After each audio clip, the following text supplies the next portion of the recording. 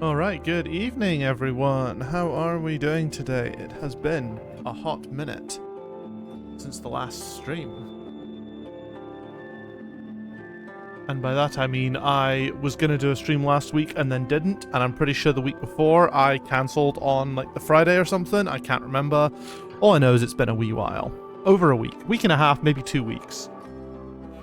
And that's just unacceptable. It's been a while since I last even played this game. I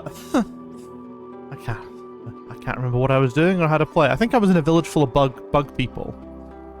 That's what I remember. The tone had changed. We were in like a sort of foggy, mountainy village area with lots of bug people. So we should probably deal with that. But yeah, no, I hope folks are doing well. Yeah, last week I was at one of my best mates' weddings, which is why I couldn't stream, and then I was at UKSG, the speedrunning event, over the weekend itself, and now I'm sort of back. Tuesday Tuesday I was in, and the reason I didn't do my usual Tuesday stream is it was a community night for one of my favourite VTubers, so I wanted to be at that. One of my favourite VTubers, my favourite VTuber. There's no one-off about it. Yeah. But we're here, and hopefully I can get back into a semi-schedule. Try and get through Black Myth Wukong before the end of the fucking year.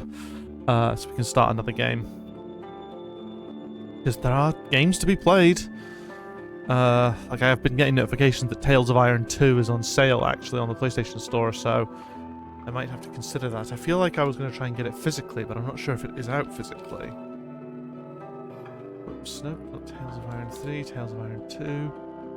Yeah, I don't think it's out physically. I typed that in, and the first result is Fairy Tail 2 on the PS5 and what looks like an AI-generated game guide book.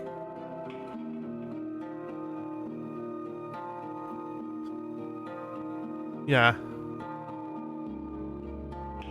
Independently published. Do that. Ah, fucking charlatans everywhere, man. Holy shit. Right, should we just jump into video games? We're better when we jump into video games.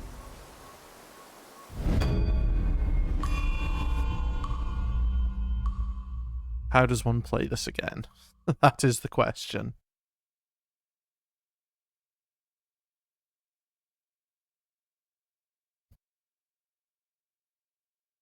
I'm about to sneeze. Please excuse.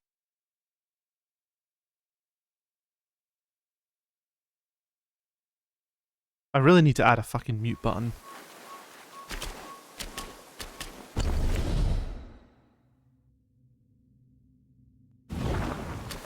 Oh yeah, we had made it to one of these. We had made it this far. We sort of fought through all of this mess. The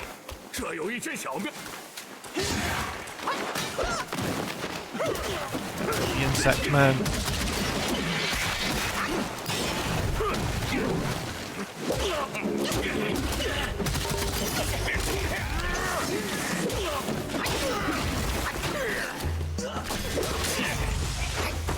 Everything's poison here as well, isn't it?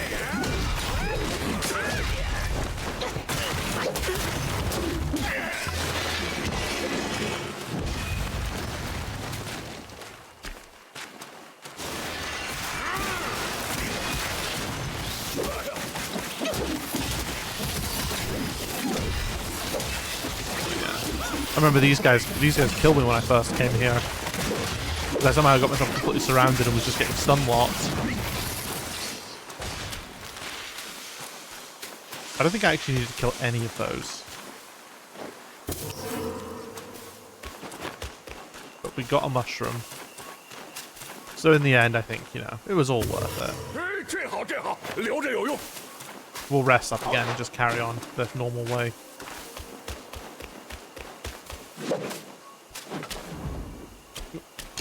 Offer incense. Rest.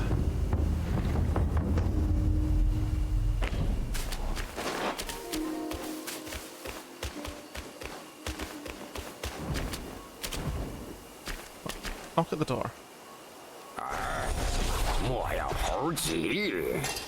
Hold your monkeys. 让叔叔也帮你一帮。 I'm fixed up. Good lord.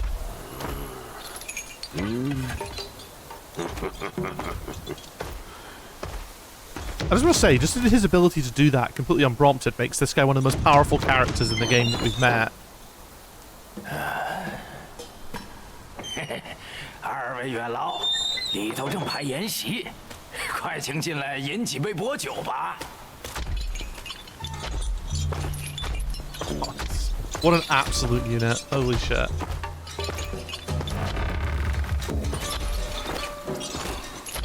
It's going to be interesting to see where we go with this. Like, I think I like this ending. Like, as much as, you know, the snowy area was alright, but I was getting a little tired of it. So I'm kind of glad to be back in sort of a mountainy, jungly sort of setting. I really liked the Act 1 setting a lot.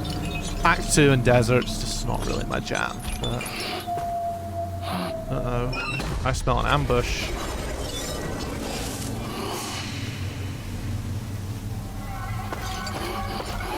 哟，二位贵客，怎来的这般迟？你们家夫人这次又没来吗？夫人碍于身份，不便在下界露面，但她心里一直记挂着各位，特差小的送来这份薄礼。夫人说了，盼仙姑早日康复。 早日上天一续。夫人未来，实是可惜。我们可是备了一出好戏要唱，专意等了这许久嘞。而今礼被偷了，人被杀了，不如拿你两个顶缸吧。我们不过是办事的下人，奶奶这是扯什么笑话呀？猪八戒，我知你生的丑，怕见人，但也不用要，顶着另一张猪脸哄我母亲吧。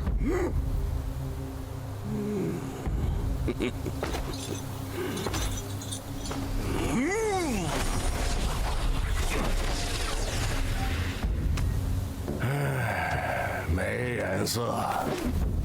我老朱一身上火。 I'm gonna be honest, I hadn't even thought for a second that it was the little dude, but that makes a lot of sense actually, because he's transformed us before. 当年你在这岭上杀人放火，毁他清誉，如今却都不记得了。清誉，都做野妖精了，还有脸提什么清誉？我说呢。 原来你就是那蜘蛛精的小辈，罢了罢了，叫我一声好叔叔，老朱给你几分面子，去那破洞里见见故人。你乐意去也好，不乐意去也罢，可不由你了。I'd forgotten his name, to be honest. It's not brought up too much. Ooh, the second sister. Ugh. Cappy, hello. I'm good. How are you? It has been a hot... I was saying earlier, it's been a hot minute since I was last streaming.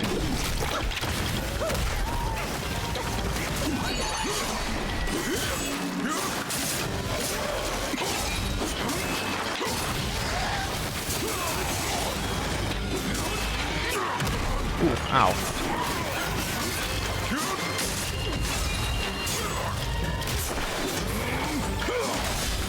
Oh, look at that, we got the double.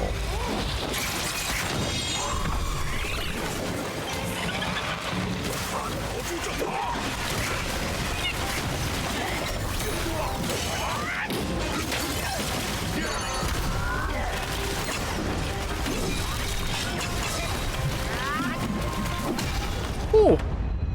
Well, that was easy.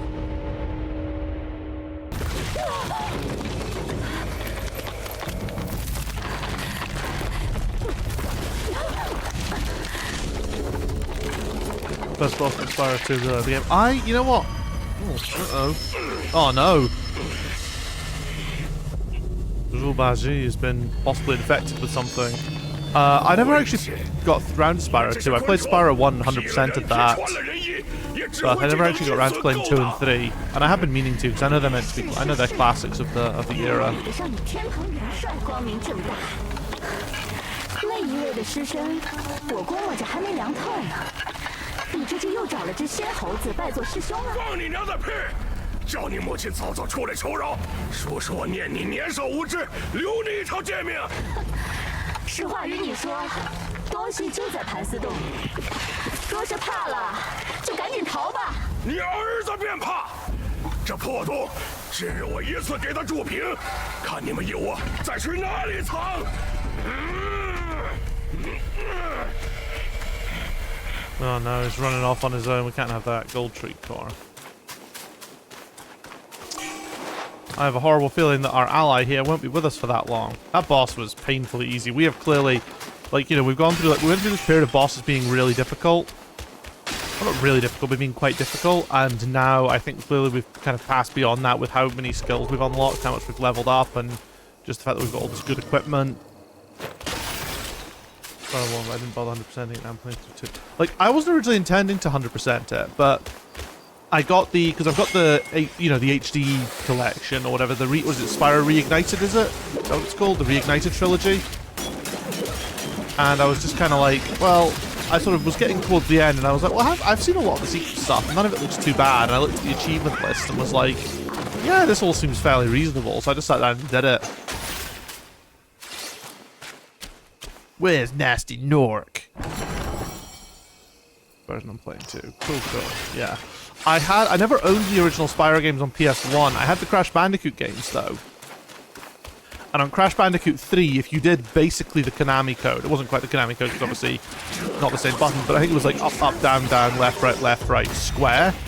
On the Crash Bandicoot 3 main menu, you could play a demo of the first Spyro the Dragon game. And you got to do like a couple of you got to do like it was like the first hub world, and you could do like 2 of the levels. Like you could do the one that's like the one with the bulls in it and the egg thief. I can't remember what it was called. And then you could do like one of the free flying ones, you know, with the train, I think. And then there were a few areas that were locked off, and it was just like, this is a demo. You need to buy the full game. Before Breaking Bad. Oh, nice. How are you finding it?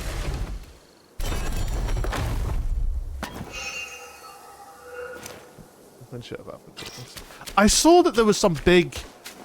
that Battlefront 2 reached its highest ever player count. I'm surprised that wasn't an enemy there.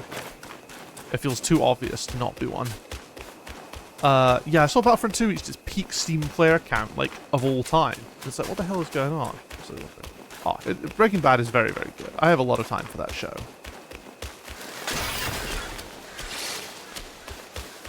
One day I might rewatch it and then watch Better Call Saul. But again, I still don't feel like I need to rewatch Breaking Bad. Like, I feel like how I felt after watching it is still so ingrained, even though it would have been 10 years ago. Because I finished Breaking Bad when I was in university, and I graduated from university, and I finished university 10 years ago. Has it really been 10 years since I last watched it? That is wild. Holy bejesus.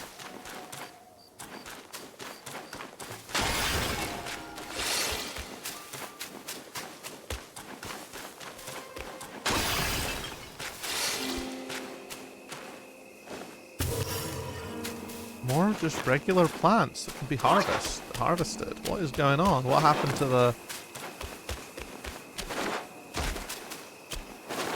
Everyone's enjoying really good media right now. I've got a couple of pals. One of them is reading through the Demon Slayer manga because we were watching the anime and we caught up to the anime. So now they're reading it and they're going to read ahead to the end of the manga. And I'm so excited to chat about that with them.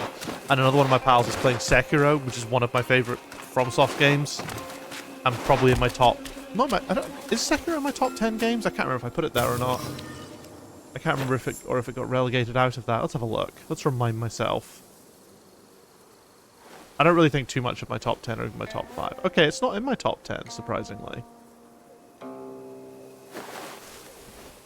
But my top 10's a very solid list, to be fair. My top 10 games list is Warcraft 3 Reign of Chaos. The original, not that god-awful remaster, or was it Reforged, that Blizzard pretended they did. Then Bloodborne, then the original Jak and Daxter, because the original Jak and Daxter is, like, incredible. Metal Gear Solid 3, specifically the one I played was the... Ooh. Massively increases maximum health. Let's fucking go. Metal Gear Solid 3 HD Edition was the one I originally played. I never played the Metal Gear Solid games much as a kid. I tried to play the first one but found it too difficult and then didn't really pick them up on PS2. Then in 5th place we have Resi 4. I put the remake version, but I think like they are fairly interchangeable in how good they are. The Wii version was the one I played, and it was absolutely outstanding.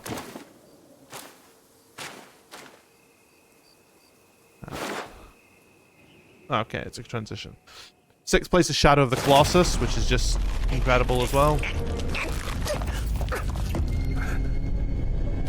Then Bioshock, then Oblivion, original Oblivion, not remake Oblivion, Last of Us Part 2, and then the original Metal Gear Solid. Oh, are we going to fight this boss again?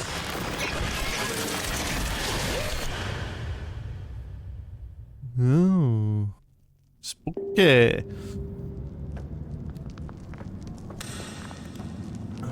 Yeah, players decided to unite and play the game to force the age Battlefield 3. That's the whole idea. I mean, honestly, I'm not sure if that's gonna do much. I appreciate. I think the effort is commendable, and I think the thought process is great to a degree, but that won't be enough to sell EA. Because at the end of the day, how do I put this? Those who make those kinds of decisions will not be moved by that. Even if it is the highest concurrent player count, I'm doubtful. You never know. It's because it's still, you know, it's obviously tens of millions, you know, probably hundreds of millions that they'd have to, ooh, Curio, hundreds of millions they'd have to invest in making a new one.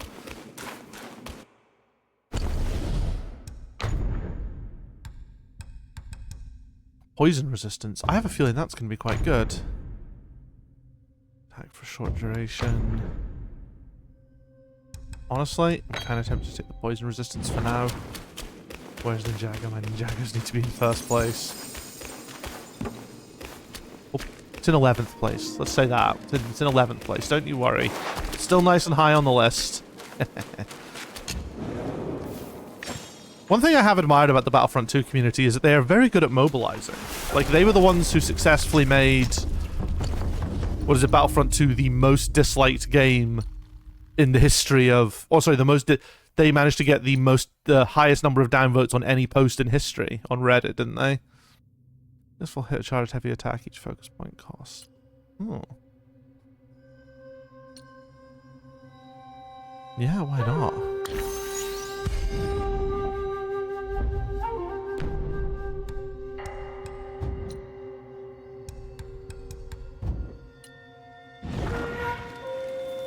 Community. Like, they're a community that definitely got fucking shafted a lot. Like, Battlefront 2 was just... Like, I think at the time, it was like the peak example of all the shitty things you could do as a company to a game and to the said game's community.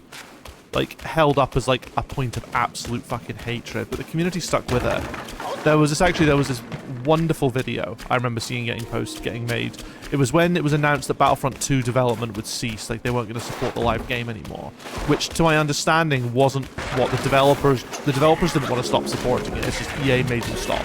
I might be wrong on that, but obviously the developers have had a tough time because they obviously get a lot of the flack for shit that EA will be doing.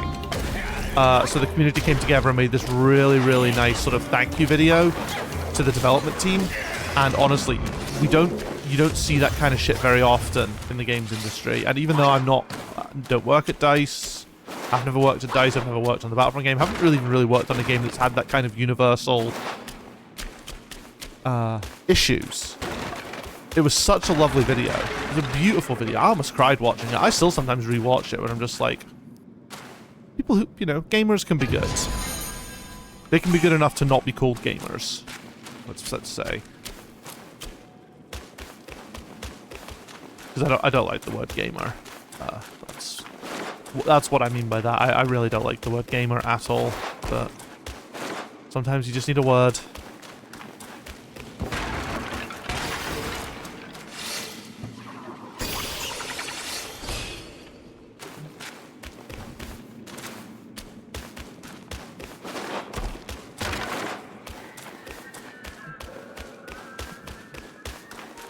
God, this place is amazing. I know I've double back on myself. That's partially deliberate. I just don't know which way I want to prioritize as my first.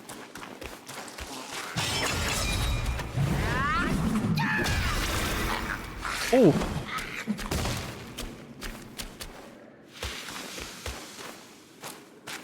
That was a big hit.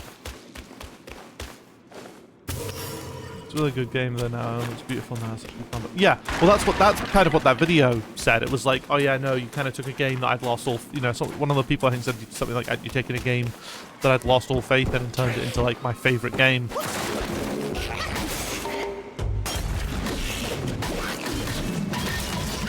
And again, I think like these videos always prove, like videos like that and sort of stories like that, like the success stories of games after, you know, that have done really well after launch, usually proves that it's very rarely the development team that's the problem. It's publishing that's the issue.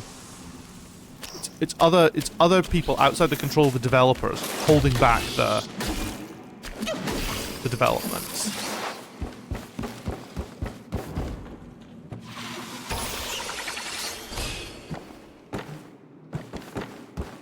But you know what? Let's find it. Let's find that video. Let's watch it together. We'll do a Hassan, like a watch party.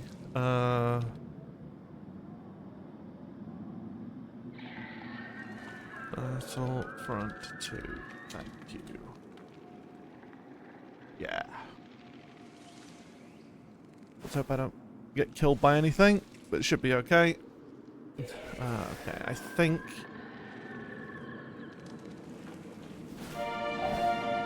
I need to enable this. I think it's beautiful how Star Wars is a story about how redemption is still possible. There we go. Even despite past mistakes.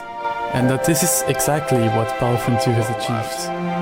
Battlefront 2 has had ups and downs throughout its life.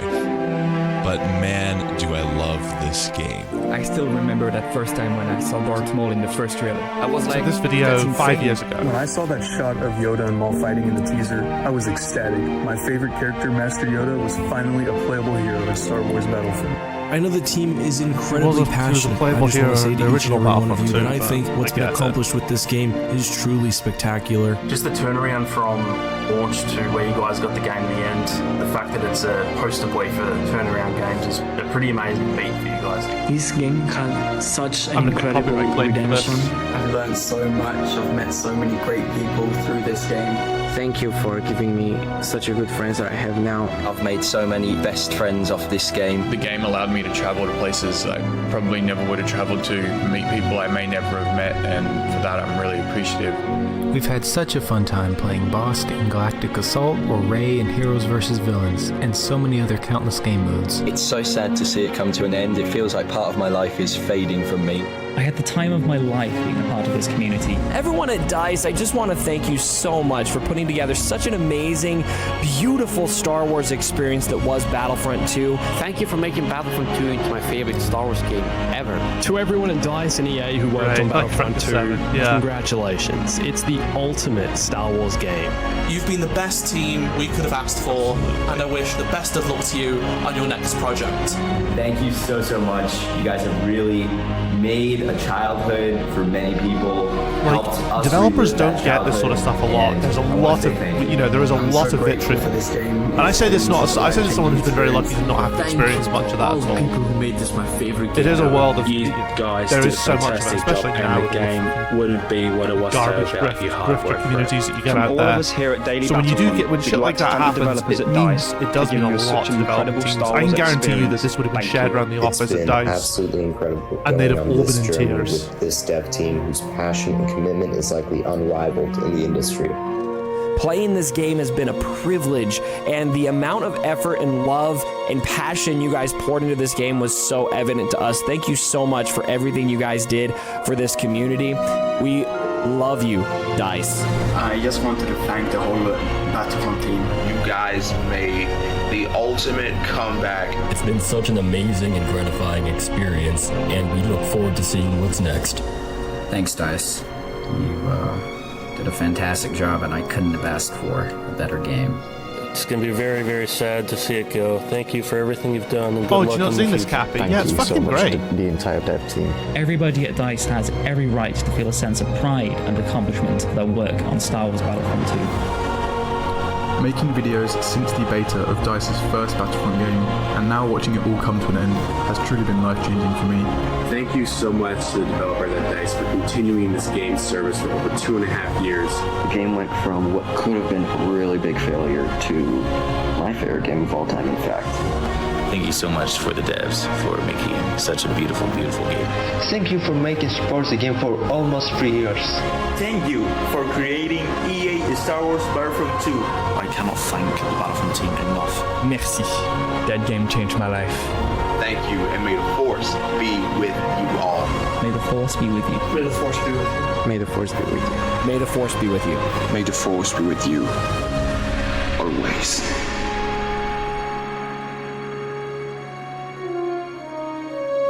They released it on May the 4th as well. Yeah, like fucking hell. Like, you know, the communities get a lot of shtick sometimes, but pretty cool. Pretty cool thing. You know, credit where it's due to an awesome community, and the fact that they've managed to rally people to get it to the highest player count, concurrent player count it's ever had on Steam, is actually insanity. They all talk about Battlefront 2, but no one talks about LEGO Star Wars The Force Awakens. Yeah, no, RIP. Listen, I see the love from the LEGO community. Like, within the speedrunning community as well, like, you know, even though everybody talks about how broken and janky the games are, I know that the community as a whole, and, you know, you yourself from being here and talking about it, they, you know, there's a lot of love for those games. I'm putting aside my own personal gripes about the production process for a lot of them. It is always appreciated. Force Awakens as well. Like, even though I have a special place in my heart for Ninjago because of how involved I was in a lot of the stuff on that. Force Awakens was also a very significant one. I think because obviously, I don't know how you'll feel. I was obviously quite young when I worked on it, and you're quite young now, but for a lot of us, you know, Star Wars had been, you know, for a lot of us, you know, from all ages across the company, Star Wars had been one of the major bits of pop culture of our lives. You know, we had the older, more veteran members of the team who had grown up on the original trilogy, and then we had the younger folks like me who'd grown up on the prequel trilogy. And it meant so, and you know, I loved the original trilogy as well, having watched it a bit later than I watched the prequel trilogy, obviously. Actually, no, that's probably not true. I think I did technically watch the VHSs of the original trilogy before I watched the prequel, but I think I was too young to appreciate them. Of the games, they should have some mistakes, but they're still great. Yeah. I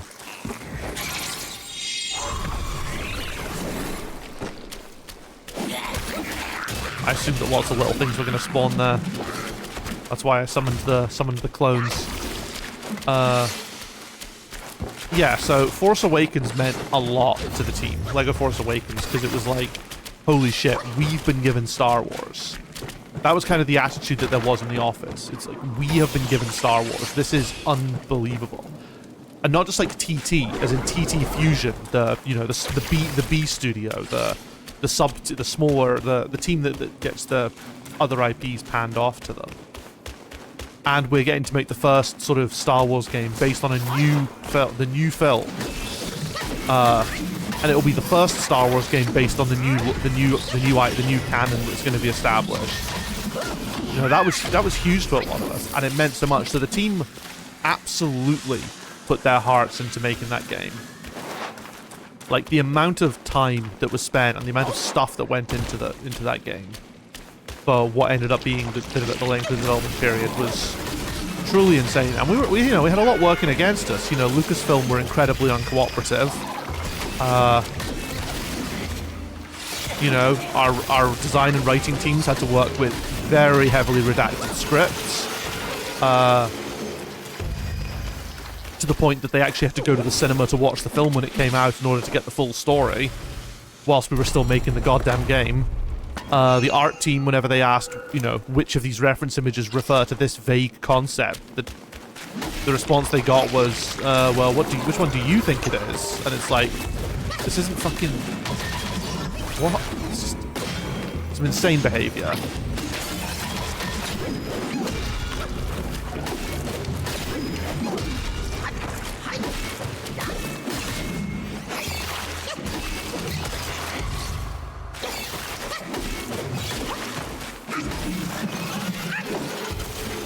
So it meant a lot to all of us working on it. We all felt a great, almost like responsibility to try and make it the best LEGO game that LEGO had been in a long time. I was fairly new to the whole thing, to the LEGO team, so I didn't have like the years of kind of sort of just seeing what had been happening to the LEGO games from a dev point of view building up. So, but it was still a very significant project for me.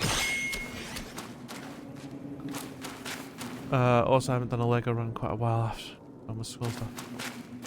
Definitely, Force Awakens free play, nice.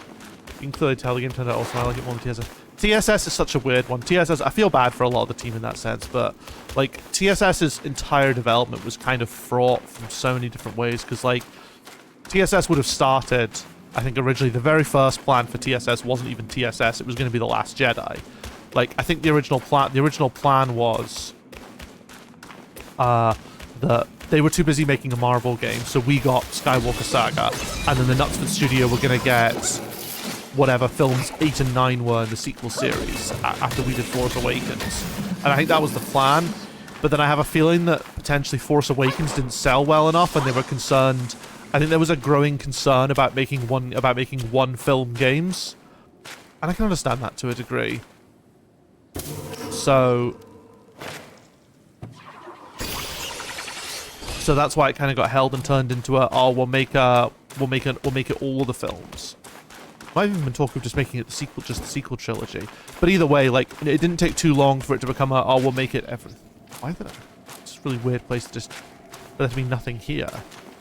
So I can't remember when it got turned into the whole complete saga, but I remember that was a bit of a gut punch for a lot of us. I felt it was a gut punch because we'd put so much work into Force Awakens, and it was kind of going to be forgotten. You know, they were, the definitive game, and it's not the same as like the complete saga, because enough time had been around for things like the complete saga and even the original 2 games to have their time. But it felt like Force Awakens wasn't really getting that, at least at the time. Obviously, we didn't know that Skywalker Saga was going to turn into production hell. It sounded nightmarish being on that project. But I also feel like it does struggle a little bit. Like, it's, back on the PS2 era with the original trilogy and stuff, with the original trilogy games and stuff. I'm trying to work out where the hell I'm going. Oh, I do want to go that way. What the hell? With the original trilogy games and stuff. You didn't get... How many levels... In the original trilogy and the first LEGO Star Wars, how many levels is it per film? Is it 4 or 6? Or have I just made both those numbers up? And how many levels is it for Skywalker Saga?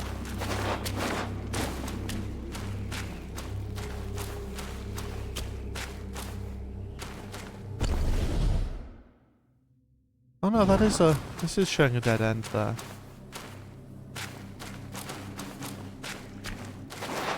It's weird because some of this terrain looks almost climbable. This is a slight flaw. Complete Saga, all films have 6 levels and TSS is 5. Okay, 5 is more than I expected, to be fair.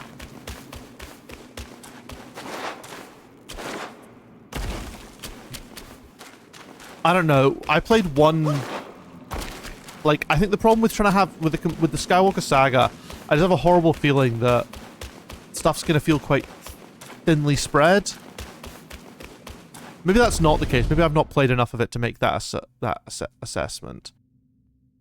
Or was it that way I need to go?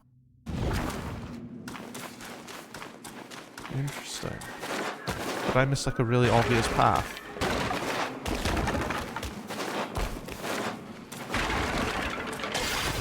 Like, The Force Awakens, we had the opportunity because it was one film. Like, sometimes it meant that some of the levels were barely connected. But I think that gave us a really fun opportunity to explore the worlds and the levels a little bit. Like, the team had to get really creative with some stuff. And I think that does show. Okay, yeah, I was meant to go this way the whole time. Oops. Also, I really liked a lot of the bonus missions we did for Force Awakens. Like the special ones, like the Laura Santeca's Return and... what is it? The one where you play as, like, the Red Corsair. Crimson Corsair. Stuff like that I thought was pretty good. Wukong using TFA is absolute cinema. Yeah, it is. Like, TFA, there was... I think the most disappointing thing about The Force Awakens was that we ran out of time for the final level. Like, the final mission with the Collapsing Star Killer, the boss fight, the Kylo Ren boss fight, we actually couldn't... We didn't have time to design a new boss fight for that. Like, I'm sure it's fairly obvious, but if you... I mean, maybe not. Maybe there was enough disguising of it, but all the code for the Kylo Ren boss fight is just the code that we used for the FN2188 boss fight on Takodana. It's like the same behaviors and everything. We just reskinned it a little bit, and like we didn't want to do that, but I think we literally just ran out of time for that level. I think partly because we had no idea what that level had to look like for so long, because again, problems like, you know, keeping things hidden and just, you know, the dev timeline. So we skip it in free play. Yeah, I mean, understandable that you skip it in free play. The last level is... Okay, sorry, the last level is Luke's Island. You are correct, sorry, the epilogue, sorry, you know, the epilogue I think was done pretty quickly, actually. I think we did know about that bit fairly early, but that level had to go through so many revisions as well. That was actually a real pain in the ass, that level. Because we wanted to obviously put lots of little secrets in it and stuff. It's like, okay, cool, you're navigating a level. Cool, so we'll put stuff in the level. And then Lucas was like, no, you cannot imply that there's like caves in the level. You can't, because like they were really worried that that people were gonna think we were implying stuff for the Last Jedi. Because obviously the name of the Last Jedi, nothing about it was known at that point, apart from what was shown in The Force Awakens. So they were very, very like, no, you cannot imply anything about the upcoming film. And it's like, well, we don't know what the upcoming film is. Like, yeah, but you can't accidentally imply it either. 15 seconds of people. I mean, that sounds about right. Like, they even made us change the cutscene. So the original cutscene for that level, so you know how, like, in the cutscene you see Rey sort of, you know, waving the lightsaber and getting impatient? The original end cutscene we had for that was that it would transition to night, and Rey would still be there waving the lightsaber, being like, come on, Luke. You know, pick up the lightsaber. That was, like, the original plan for the cutscene, but Lucas wouldn't let us have that either. Because, again, they didn't want to imply... Well, storing game of memories, did I? Oh, fantastic. Good memory. I mean, I can't remember what I told them that in that. Yeah, they wouldn't let us imply passage of time the same way they wouldn't let us imply what was on the island. So we were really limited. It's like, oh yeah, we were like, well, we might have to cut. I can't remember if we told them we have to cut it or not.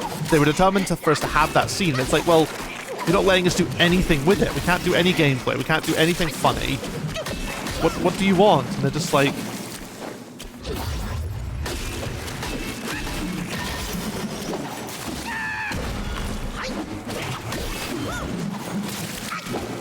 So yeah, I know that what should have been a very simple level ended up being, you know, when you look at the end result and how fairly simplistic it is, you can see how it was actually a fairly complex review process purely because of that. These insects remind me a little bit of the fucking regenerators and, not the regenerators, sorry, the insects in Resi 4. I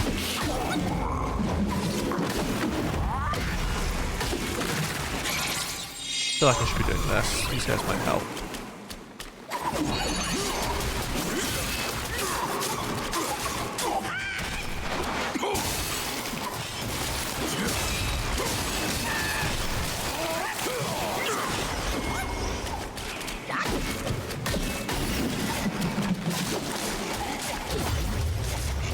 Yeah, look, they're kind of doing their jobs.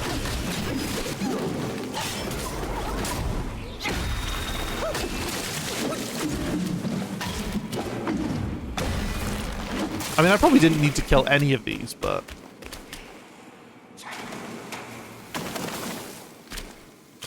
That scene would have been great if it was kept in. Maybe it's still... No, I don't think so, because I think what they'll have done is they'll have actually just reanimated the actual... I don't think they fully animated it, so that will have just been... They'll have just, like, reanimated that same movie. Like, I can't imagine that'll have been kept in. I remember as well, one of the credits scenes we had was a bit awkward, like the one where Captain Phasma loses her helmet in the garbage compactor during the credits. Like, I think we had to be very careful with that scene because they were like, oh no, you can't imply what's under the helmet. And it's like, well, presumably under the helmet is just Gwendolyn Christie. And then we got Last Jedi, and it was just Gwendolyn Christie. There was nothing special about it. Like, I think the promo images they showed, yeah, it didn't even make it to the film. The promo images prior to release just showed Gwendolyn Christie with slicked hair. And it's like, okay, cool, massive secret that's going on there, guys. I think actually in-game, I think if you were able to remove Captain Phasma, not that you can really remove it, but I think technically if you were messing around with the debug, if you remove Captain Phasma's helmet in-game, it's just a plain blank minifig head, and I think that's what we did as well in the cutscene. Just so if anyone did frame by frame it and saw anything, I think they managed to keep it out of it, so you couldn't even frame by frame it. But I think it was just a plain black minifig head. But it was just like, man, the fucking secrets, honestly, anything that could come back and be speculated about, and it's like, it's just like you see the stuff, and it's like, this is why nobody. It's just like at the time, it's like, this is why nobody likes you guys. It's just like, fucking hell, you just assume that everybody's going to infer stuff, and yeah, people will infer stuff, but then you can just turn around and go, no, that was just us having a laugh. But then again, who's going to believe us? So, I kind of get it, but I also kind of don't. It ultimately seems very inconsequential, but I appreciate with how much money's on the line for Star Wars, I can get the desire to be overly protective of everything to do with the IP. You can't see the face. Yeah, I think originally there was a bit where you technically saw the helmet being removed, and you could frame by frame it, and I think it was just the black minifig head, and I don't think they were happy with that either, so it was probably changed again. But yeah, I think the post-credit scene would have just been Rey on the island still wiggling the lightsaber at Luke, but it would have been like nighttime. It was a funny idea. I thought that was a great idea. Because, like, you know, even in the film, that scene was a bit of a meme.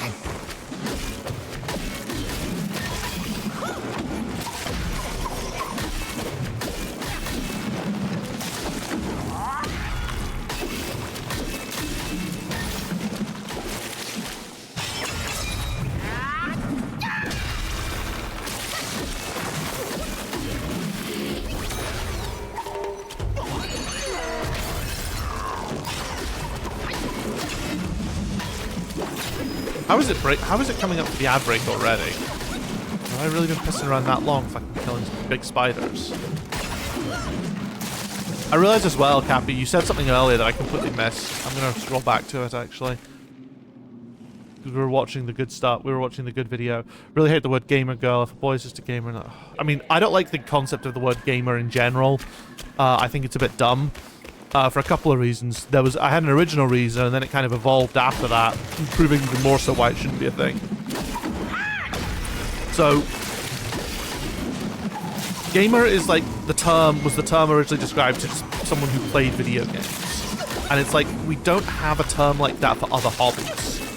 Like, unless that hobby is your absolute core obsessed, like, you know.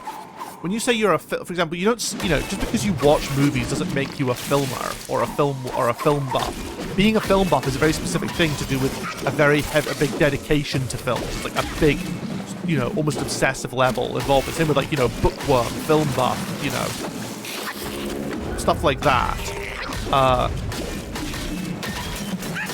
So that's why it didn't really make sense, because for most people who would consider themselves gamers would just be, I play some games, not I play games to the exclusion of basically every other hobby. I mean, that certainly describes some folk, but I wouldn't say that was the standard. This is where I came from. So that's like reason number one that I didn't really like it. It just didn't really make sense. But in the recent years, with the sort of growing rise of like the far right and its general invasion into the gaming space, gamer has become like straight white cis men.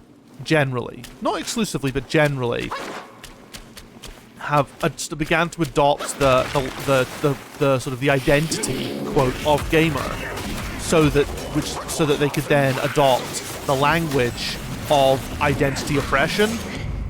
Because obviously, you know, you can't. There's no identity oppression if you fall into like those categories like straight white cis male. You know, those aren't oppressed categories. But if you can invent a category that you can then adopt or appropriate the language of oppressed groups, it gives you something. It gives like you something to rally. It gives you and your movement something to rally behind. And that's kind of what happened with the concept of gamers, and it's why you'll occasionally see some left-wing YouTubers call them capital G gamers, because they've cultivated gamer as like an identity, a false identity, I should add. It's complete nonsense. But that's like the more recent reason. So I don't like the term gamer because it carries, in my opinion, too many connotations with that group. The gamer girl thing, I feel, was like, I don't remember any woman ever claiming to be a gamer girl. I feel like that was just a red herring, usually probably invented by sad men to hate on women.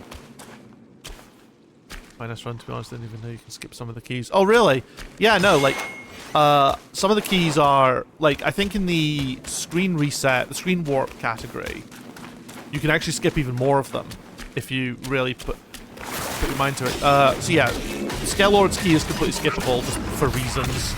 I think... Let me see, which other ones are skippable? The ones are skippable. Ludo's key you have to get. Scale's key you have to get. I think we tried skipping... Like, technically more of them are skippable than you think. Like, technically the red key is skippable in the... It's skippable if you can find a way to get past the locked door. Like, I'm pretty sure we tried. I can't remember if we were successful or not. I feel like maybe we probably weren't, actually. Oh, no, we might have been. Let me have a look. Let me check screen warp. I have a feeling that you can collect that key. If you don't collect the key, if you screen warp past that door... Why is speedrun.com dying today? Absolutely on its arse. I think you could, if you get past the door using screen warp, you technically didn't need the red key either. Which meant you didn't need the blue key, which meant you could skip all of Ice and Castle. You could just go and get double jump, warp back to the hub, and then skip it. But I might be misremembering that now. Screen warp, any percent. Let's have a look.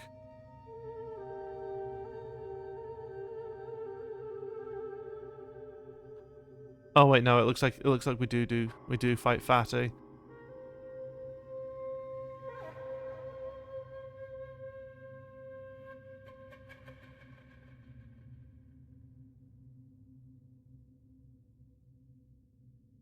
It's very funny though, getting to Fatty 3 minutes in.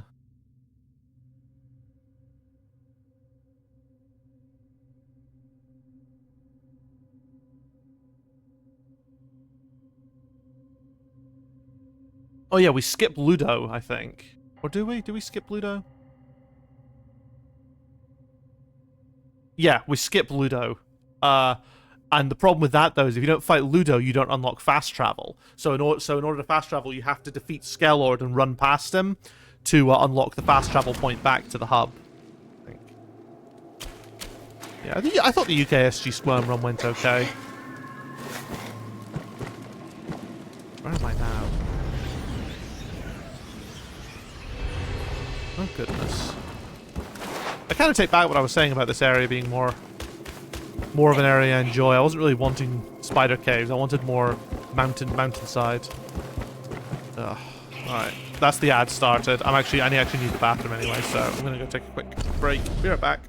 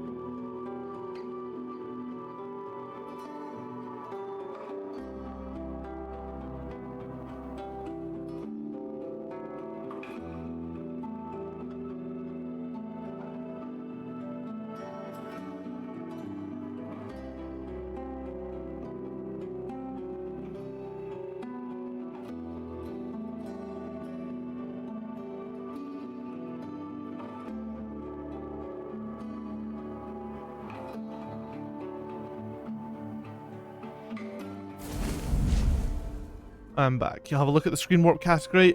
I'm going to be honest, I wouldn't recommend it. It's incredibly painful and unfun.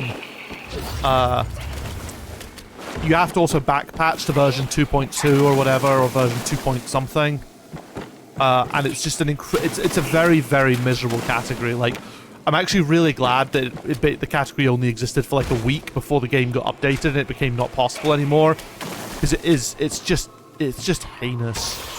So the tech is basically, so you know the tech for, you know the trick in space for when you die as you cross over into a new area, it will respawn you at the other side. The tech is technically that, but obviously the reason it works in space is because there's that little fade out as you're dying. So that's what enables that to work. Screen warp works at everything but space. But you basically have to frame perfect as you step into the edge of the screen, and to go back to the previous level, you press the screen reset button, and it does effectively the same thing, where it puts you at the checkpoint of the previous level, but for your current screen. And that's how screen warp works. But there are a few problems with that. 1, it's obviously frame perfect. 2, it's incredibly irritating. 3, some of the levels, but not all, if they've got more than 2 checkpoints, it will probably crash your game because it doesn't know what to do. Because it will then try and put you at a checkpoint that doesn't exist for your screen. Whoops. Oops. And it also leaks memory like a motherfucker. Like, your game will start to slow down, and it will just be unbelievably unfun to play. And it will start to slow down, but not in a way that makes screen warping easier. It just starts to slow down. And takes longer and longer to load levels, so... But you still have to be frame perfect despite that. In fact, you know what? I'm actually going to double check something. 16:13. Is that the in-game time?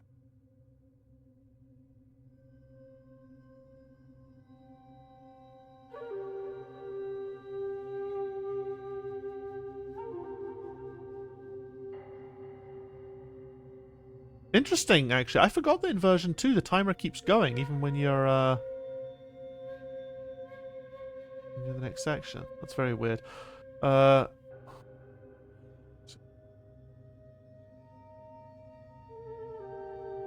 I want to point out the current world record for screen warp is only 5 seconds faster than my world record for normal any percent on 3.0. That's how much we've improved the normal run since then, and how inconsistent screen warp is. The normal any percent is almost on par with it. Like, it's a miscellaneous category, so you can find it on the speedrun leaderboards. So if you just click the drop down for the miscellaneous categories, you'll see screen warp, and basically screen warp then has because screen warp's only available in version 2.0 or 2.x of the game. Instead of the variables being any percent screen warp, it's screen warp and then any percent 100%. It's a bit of a weird, it's a bit sort of weirdly roundabouty, but there is like a method to the madness with that. Feel free to watch the videos. I think it's a completely soulless way to play. I do think, like, it was fun to discover, and it was fun to find all the cool shit that you could skip, but as soon as that was done, as soon as all the discovery from it was done, it just made the game completely unfun to play. Because you weren't playing it, you were just running back and forth into the screen, trying to trigger a frame perfect button press over and over again for 15 minutes and change. Like, it's kind of like, I don't know if you were around for watching the discovery of stale reference manipulation or arbitrary code execution in Legend of Zelda: Ocarina of Time at all. I don't know if you were present for either of those things. I think I was there for stale reference manipulation. I think that's the one I watched. Stale reference manipulation was incredible to discover. Like, when the community first found it and were finding all the tricks, watching the videos of them getting more and more consistent setups and pushing the time down for it as they discovered how powerful SRM was great. It was really fun to watch. As soon as they kind of had it nailed and it was just about optimizing the run, it was an unwatchable speed run. And the community were concerned that it was going to kill the game. And with good reason, because it was garbage. Yeah, exactly. So that stuff, which is really confusing, it was incredible to watch the discovery of it and the understanding and the tech behind it. But then as soon as it was sort of properly laid out and it just became about who can do this, who can do SRM faster, it was just it killed the run completely. Nobody wanted to do it. I remember it causing a huge discussion of it on in the community, because there were a lot of people who didn't want any percent to be kind of ruined by these categories, because technically SRM is any percent because it's faster, but they just decided no, we're gonna keep any percent as the any percent that we all know. Oh god, oh god, oh god. And SRM and arbitrary code execution will be their own categories, because they are absolutely heinous and nobody likes doing them. You need incredibly specific hardware setup to do it. You need all sorts of garbage, and it was horrible. And to a lesser extent, that's what I think of when I think of Screen Warp in Squirm. It's just, yep, it was cool. The discovery of it was awesome, because I discovered it completely by accident, and within a couple of days we kind of had it nailed, and we were just sort of working out, hey, which key bits, which major blockers can we probably skip by doing this? And that part was awesome. Actually doing a full run, having discovered all of that, was shite. Horrible experience. Nobody enjoyed it. I mean, why would you? Why would you enjoy it? There was nothing to enjoy. It was just garbage.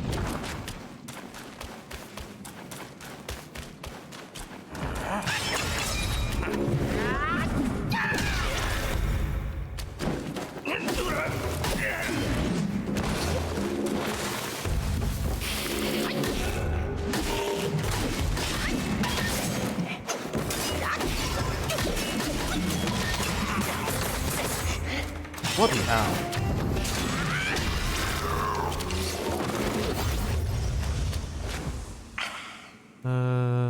No, I don't want shock quelling powder. I need the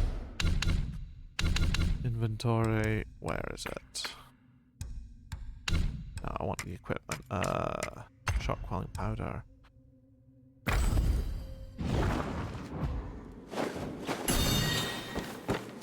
There we go. Sleep now a little bit early, and you just actually get good sleep. See you next week. Alright, cheers, Capybot. Thanks for stopping by. And I appreciate the chat, as always. Hope you sleep well. I'm going to continue with this for like another hour or so. I feel like I'm not making much progress with it, but we'll see. We'll see how we go.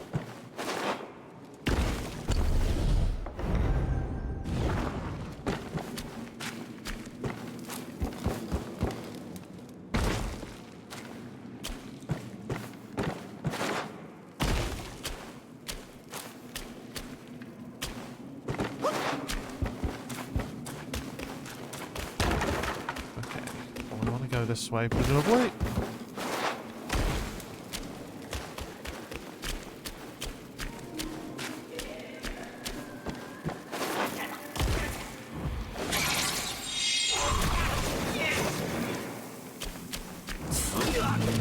Oh, they're guarding a shrine. Hell yeah.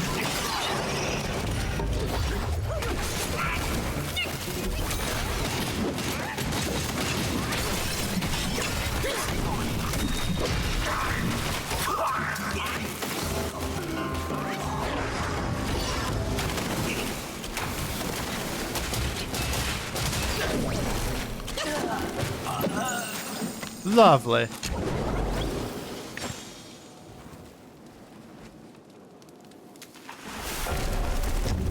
Rest. Oh, I don't actually need to rest that badly. Yeah, I need to put on my magic a little bit, but...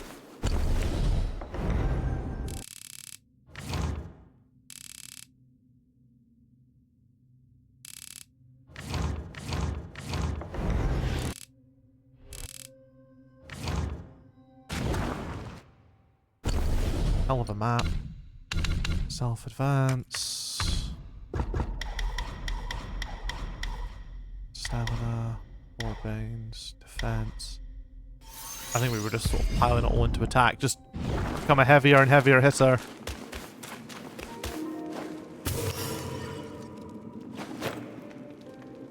Isn't there another plant down here? Or am I imagining things?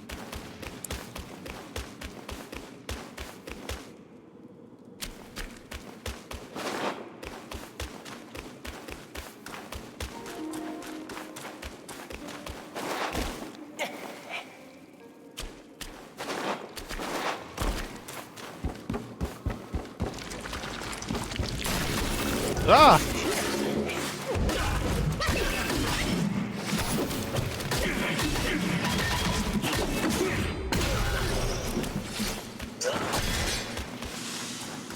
God damn.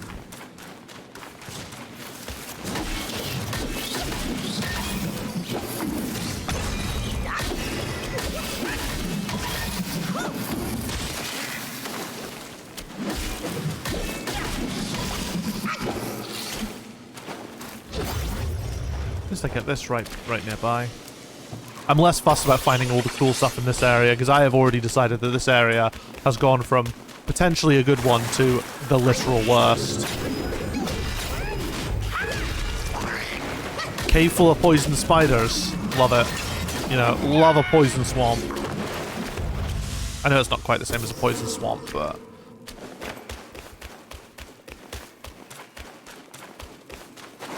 it kind of is.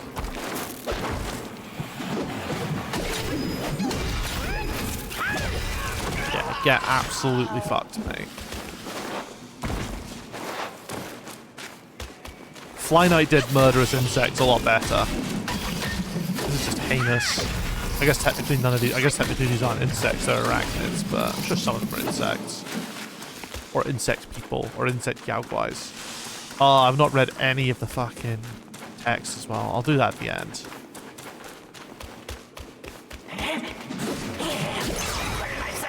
Nice dodge.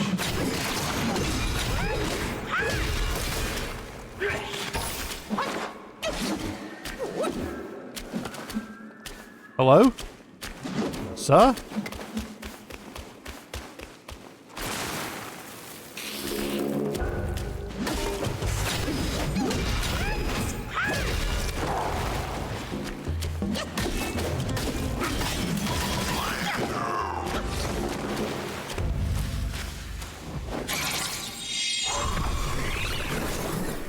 Let's deal with this area.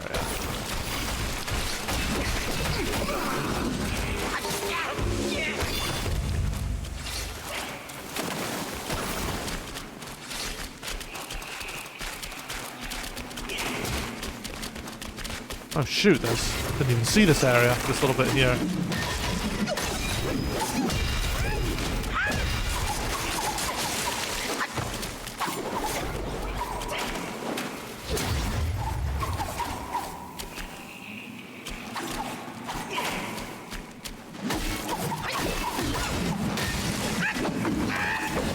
I'm not gonna sit and fight through all of those. Ooh, hello.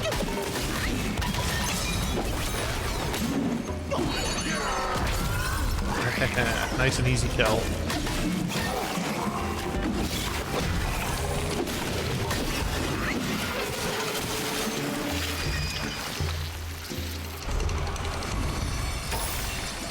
Your soul is mine.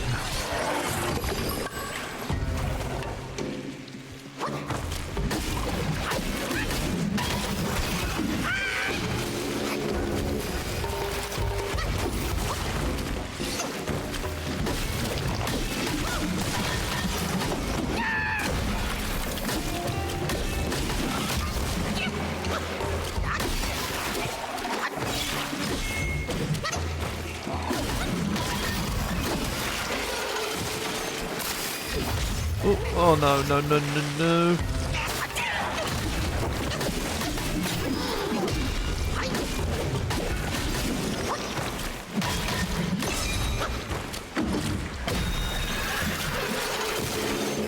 Big baddie killed.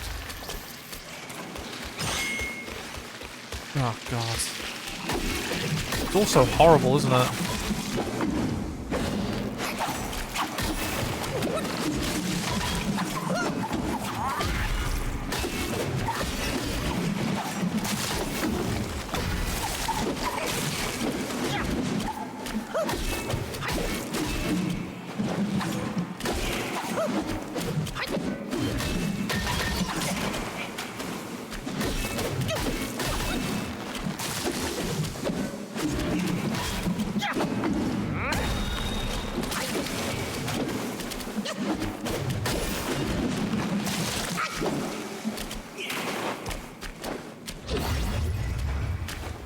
way am I going?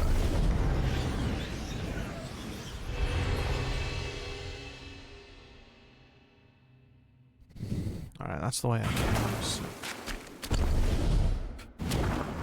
Yeah, I need to go this way.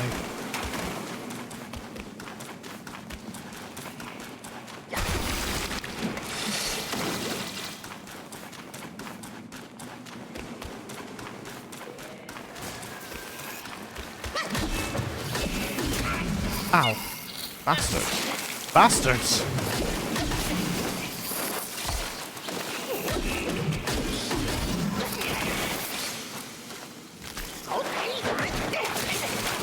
Ow! Of course. Some say... Topo! Hello, hello, hello. Welcome in, welcome in. How you doing? Oh. I am currently in poison hell. It's not quite poison swamp hell, but it might as well be.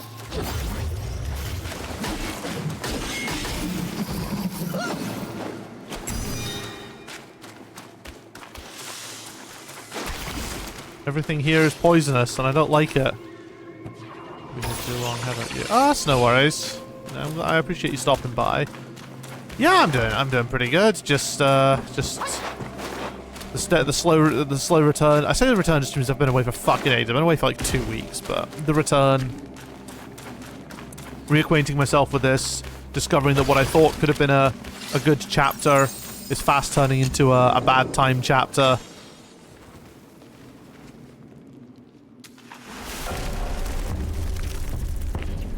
I mean, I'm only streaming for like another hour or so. It's a shortish one. Inventory server perimeter. Ah, yeah, I see your stuff pop up from time to time as well. I appreciate you stopping by.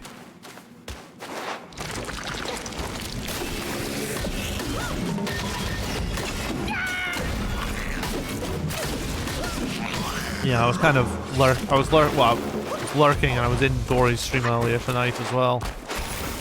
Getting very jealous of the dinner she was making.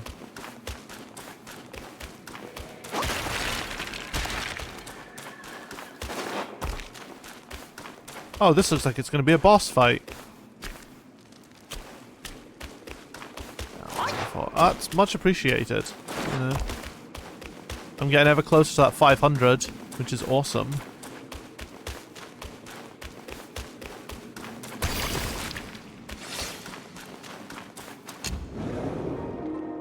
I know, I've literally just...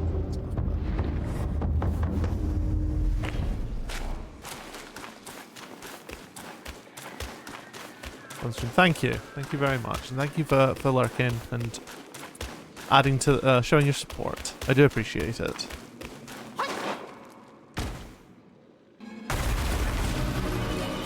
Centipede Y.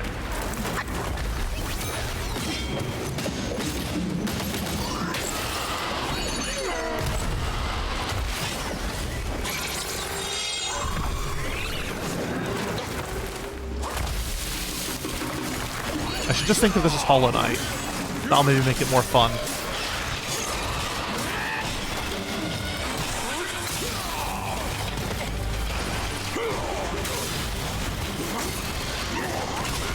Ooh.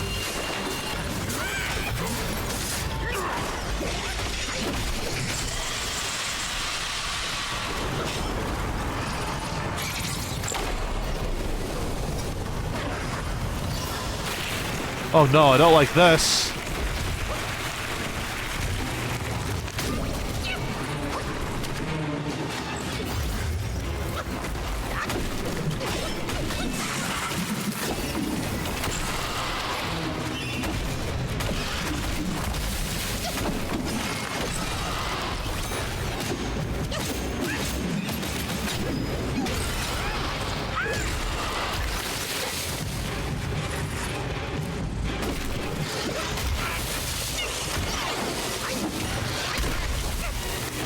Heal, heal, heal, heal.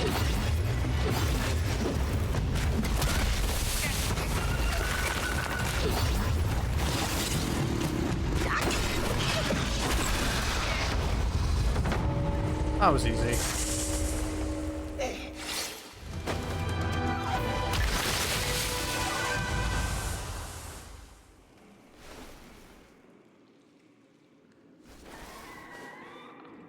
Easy peasy.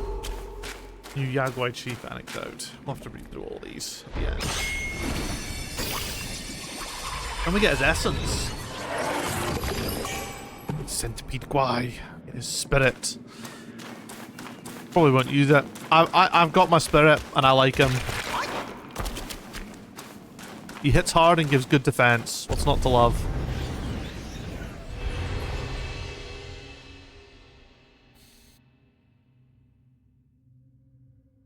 Is that the correct way to go?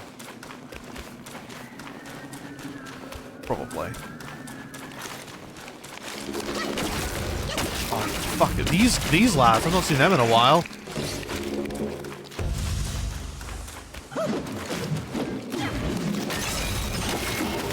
Snake skeleton, man.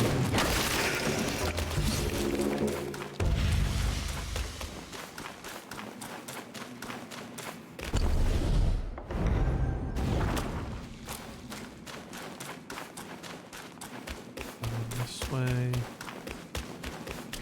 Yeah, let's just overlook the boss arena.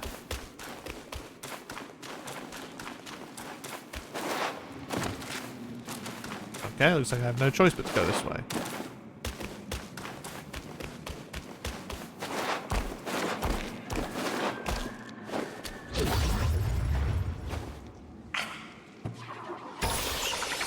Hell yeah.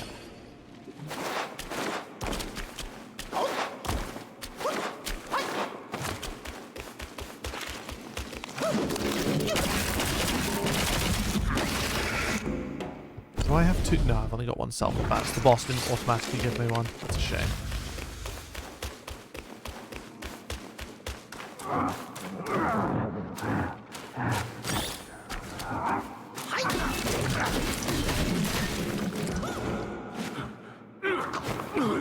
Oh, it's our boy. 可怕，可怕！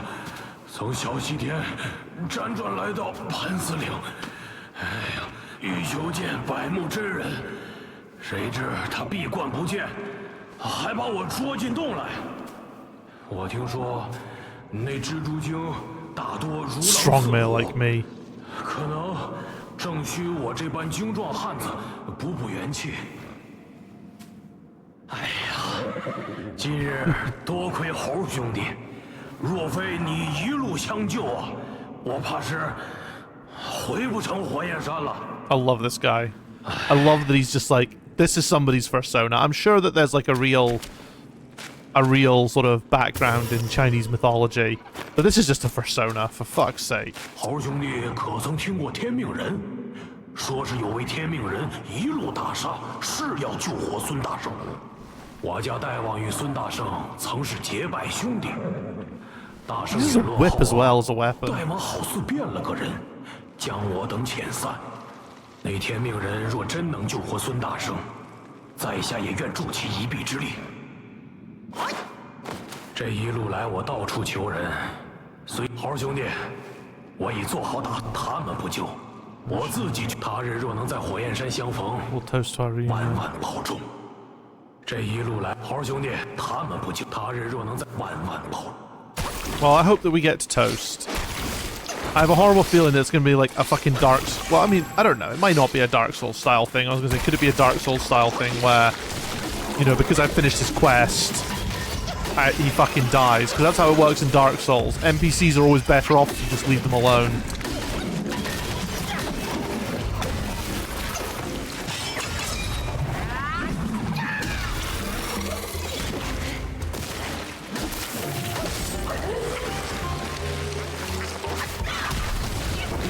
This big one's a fucking wee bastard.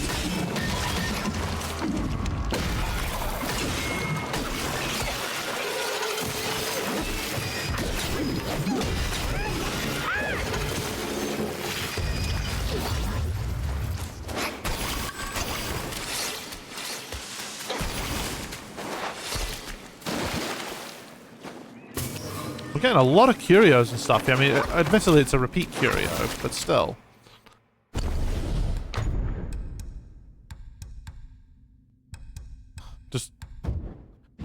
I can just dramatically increase my poison damage.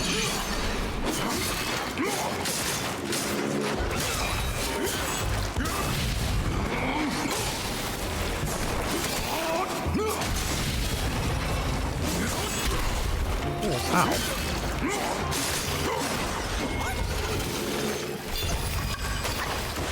More curious. I honestly thought that they were like a limited one-off thing.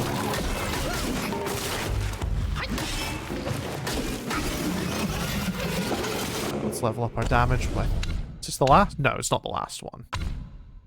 Second last.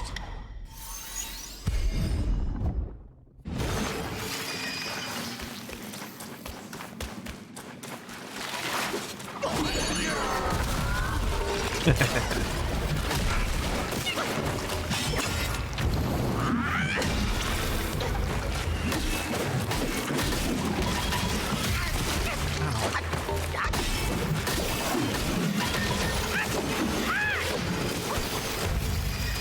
just hoping to get more of these key items, these rice things.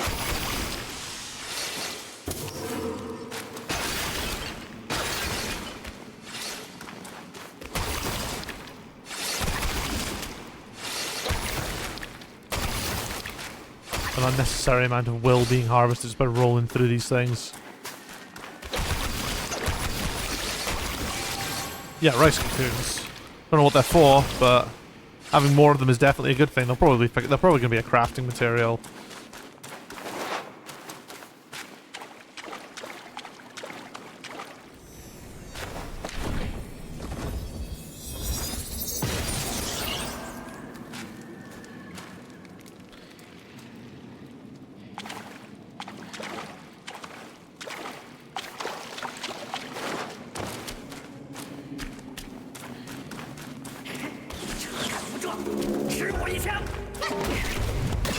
Yeah, I saw them lurking in the sidelines.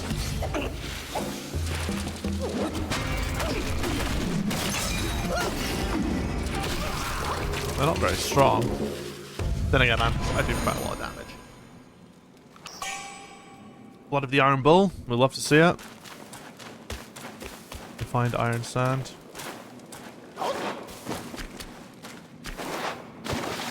I don't know what that was. Probably important.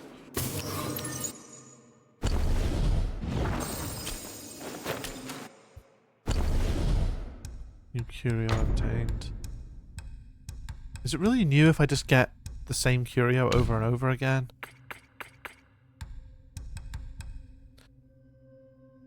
Was it with... Where's to accept them all? Oh wow, they're proper key items, like...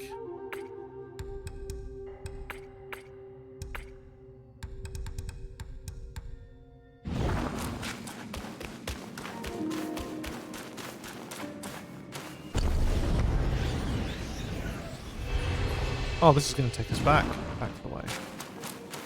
Maybe. I hope.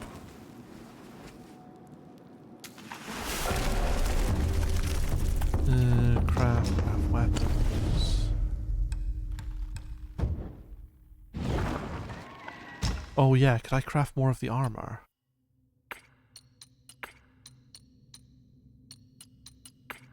Oh, do I own it all? Really?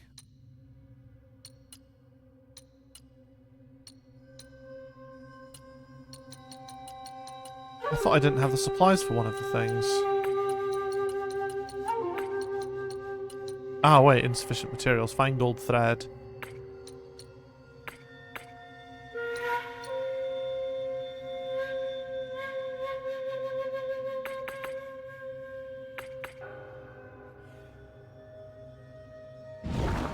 Well, looks like I'm still waiting on those. Sell.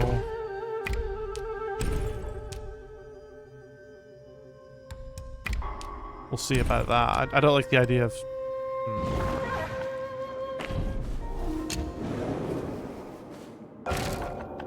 Make medicines. Are there any medicines I can craft?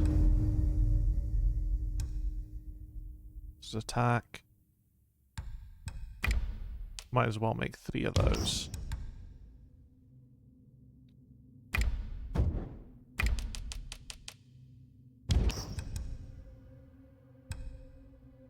Stamina.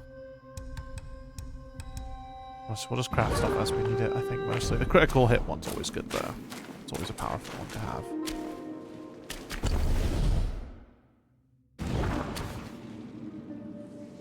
Oh, it's literally Horseman just there. I should probably rest as well.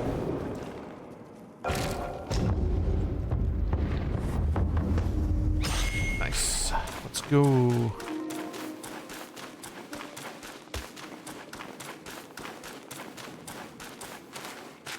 What on earth? I mean, I feel like that was an inevitable thing. That was Bodhisattva's right hand. Okay. Boss. New. How do you spell that?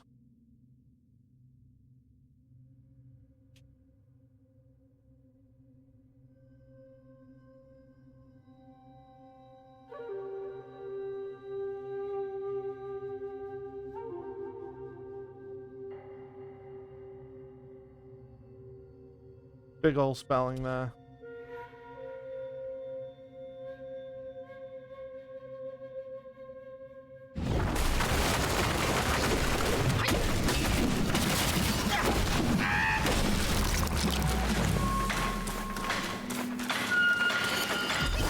No, you fucking don't.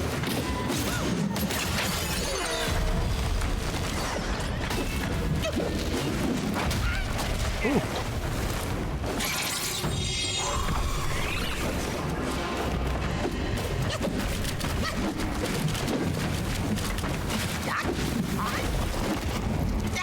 Uh-oh.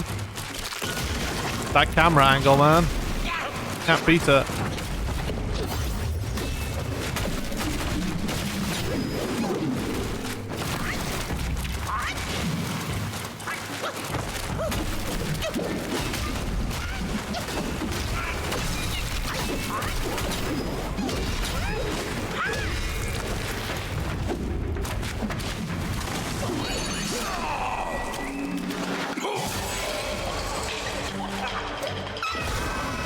Ugh.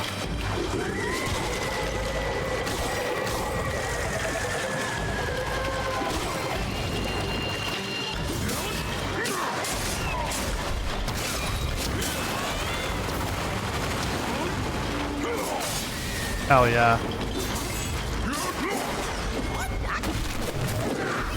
Shit. That was really bad.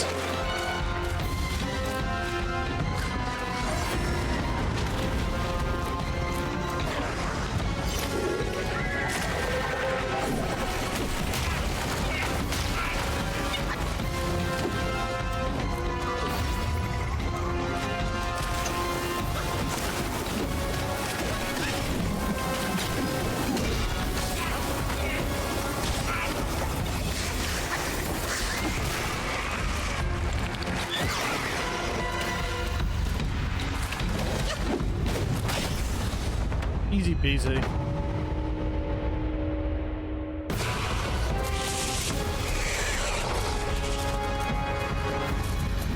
Ugh.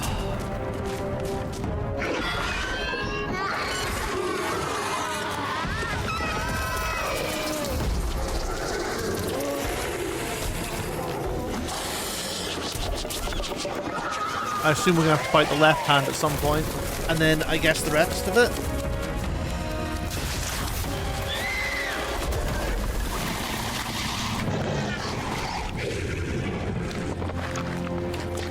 Oh, look at that, a handy bridge.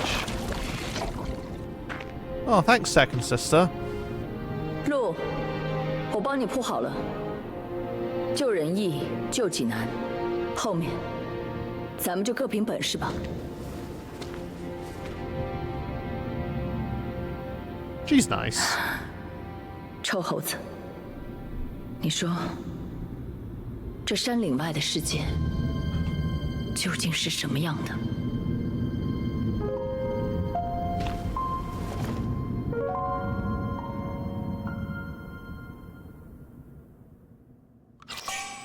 Oh, is that? Ooh, fine gold thread. Nice. We can craft another piece of armor. Past Echo.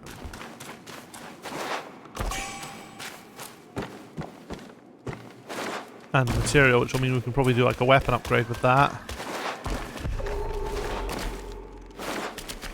Actually, we get a new Yao Guai Chief. Oh, and if we loot... We're not quite looped back round.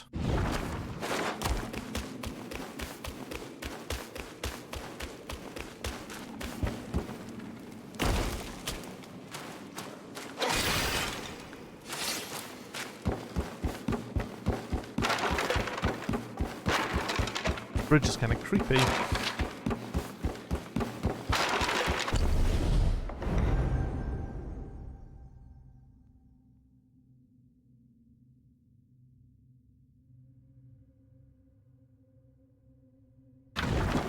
We'll find the next checkpoint, then we might teleport back and try and explore some of that unexplored space.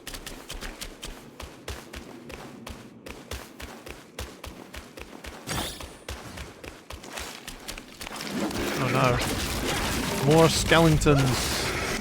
Snake skeletons.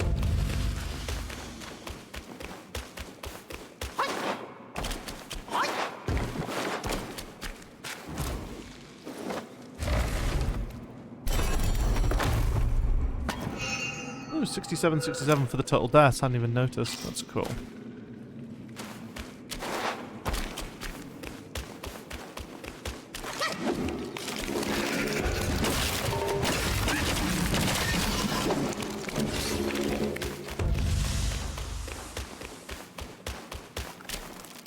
Oh god.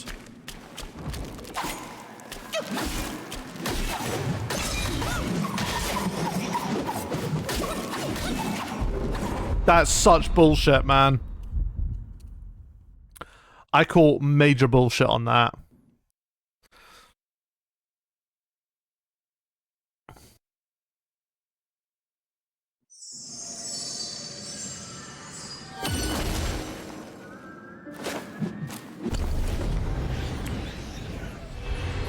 Well, you know, since I've already fucked it, let's just go back here.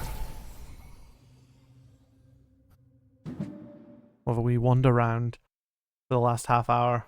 We killed a couple of bosses. We made some progress. Not much, but we made some. Verdure Bridge.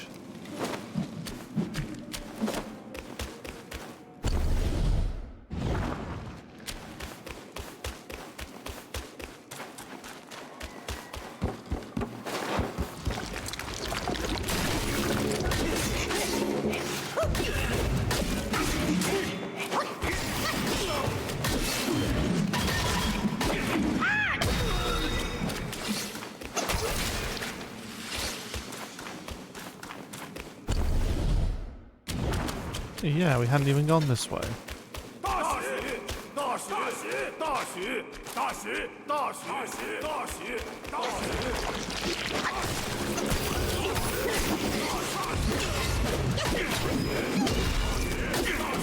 are these guys shouting about?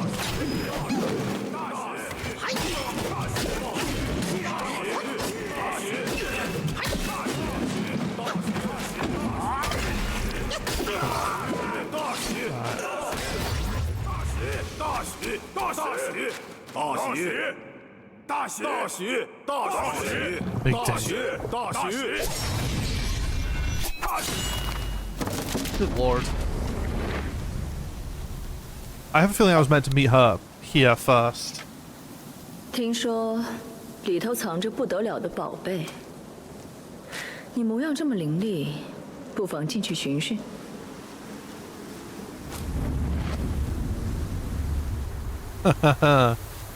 Don't mind if I do. Before that.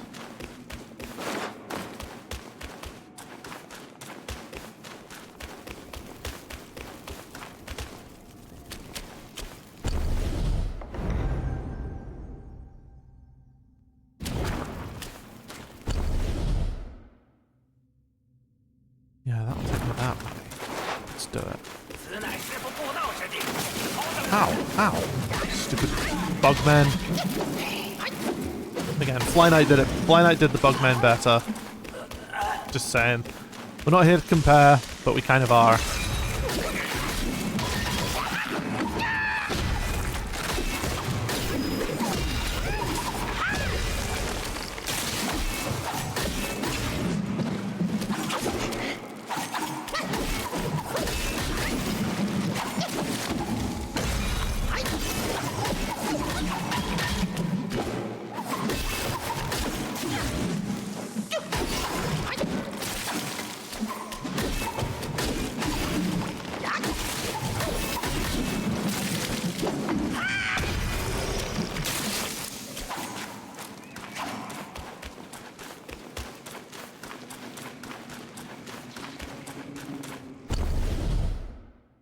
man, this place certainly sucks.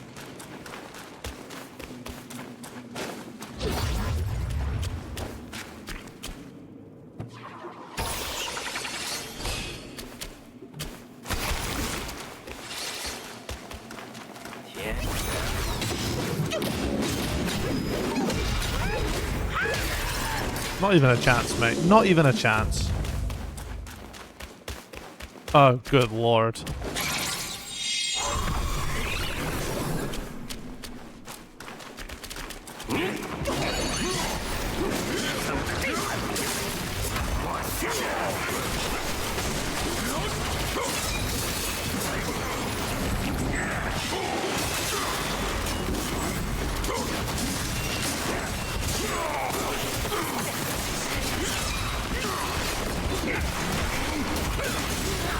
Alright, we got the double hit on, and that's good at least. Bastard. Ooh!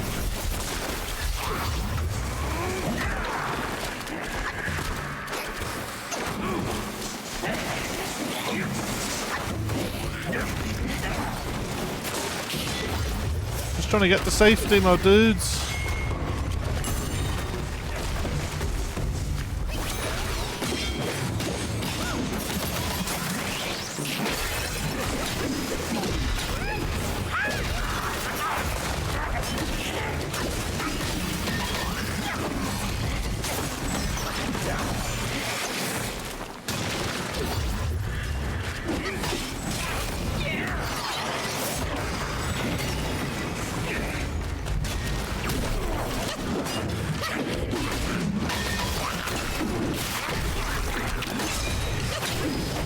Come on, come on.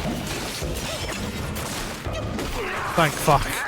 Oh, he was nasty.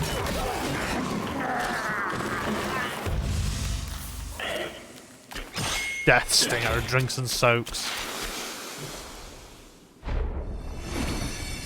What a heinous boss. Not even a boss, heinous mini-boss. Scorpion Prince. Oh my, this is a big area that we've wandered into.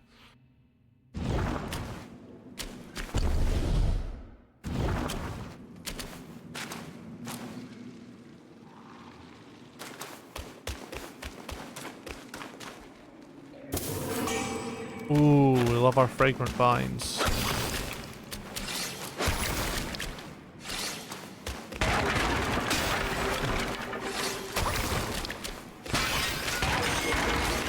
What's funny is we don't appear to have found any meditation spots yet.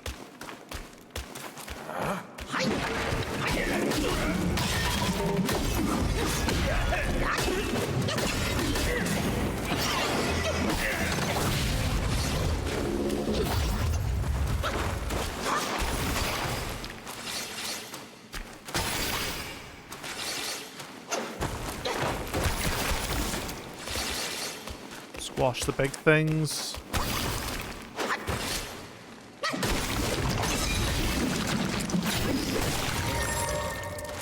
Oh, that was just explosive. Nothing in it.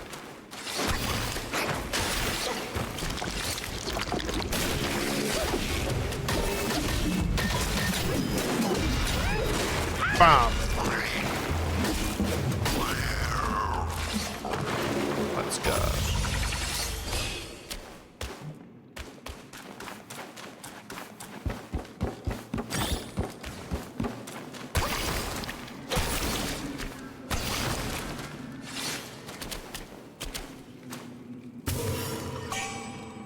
Free brew.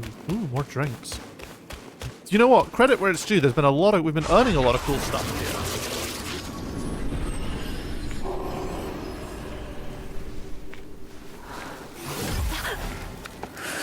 Oh yeah, I was probably meant to come here first before the other one. Oops. Those old rascals. 这么快就能上蹦下跳了？ 若不想惹祸上身，这里的事 Yeah, I have a feeling we've done this very out of order. 趁早追上那只猪要紧。 Don't tell me what to do.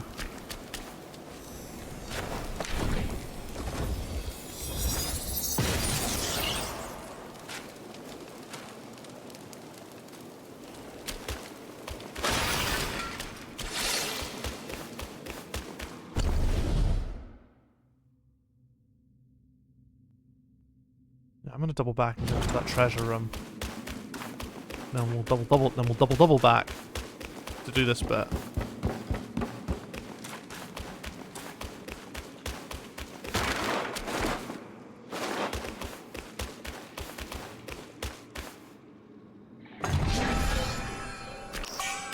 Mirage pill.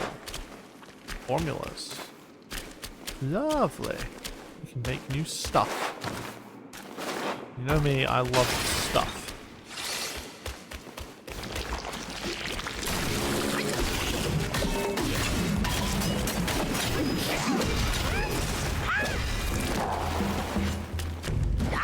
Not a chance, pal. Not a fucking chance in hell.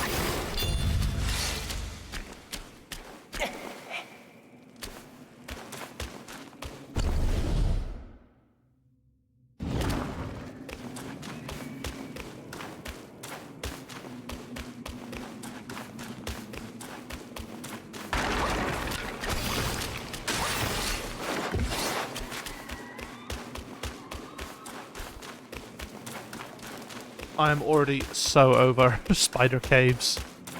Like, yeah, it's not poison swamp, it's arguably worse. It's just fucking big mean beasties in every direction.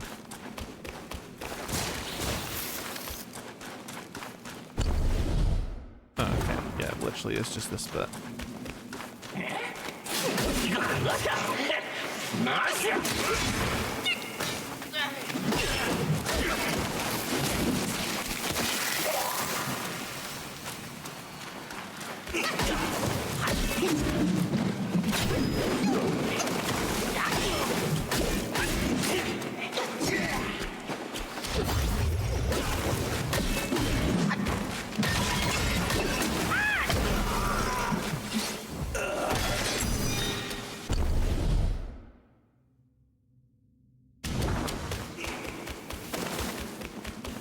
Yeah, I've traveled that way before. Oh.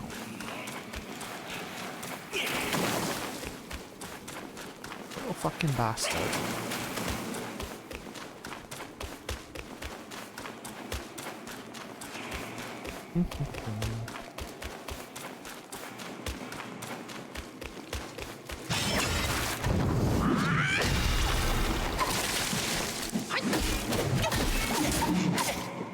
All that health I gained from doing that attack has just been completely fucking null and voided.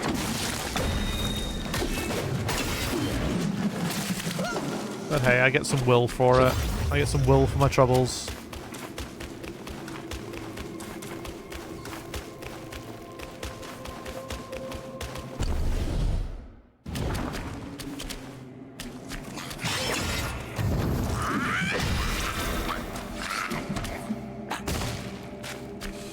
Sucks to be you, man. Sucks to be you. Alright, we've got pretty good stats. We're a bit low on magic, but that's about it.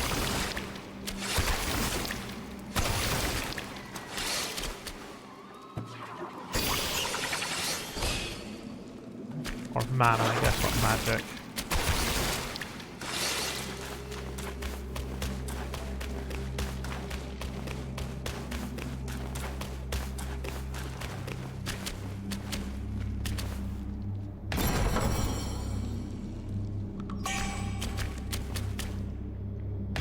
Alright, what's the catch? Is it all going to be enchanted ginseng pellets? It is. Gold Ridge Beast. There's a catch here. What's the catch? Fine gold, fucking more fine gold thread. Is the catch a boss fight?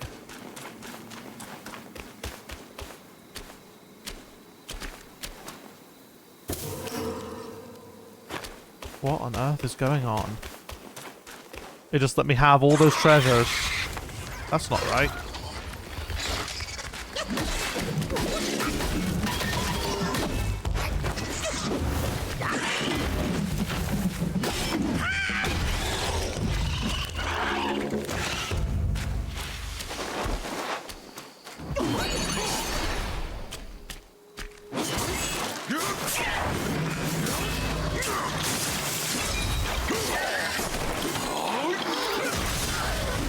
without ammo.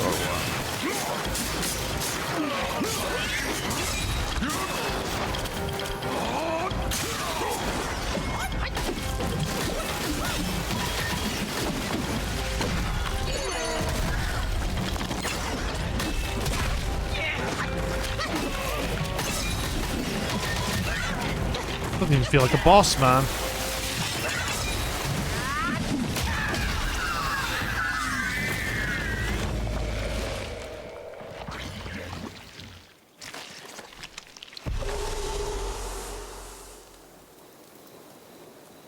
Poor thing.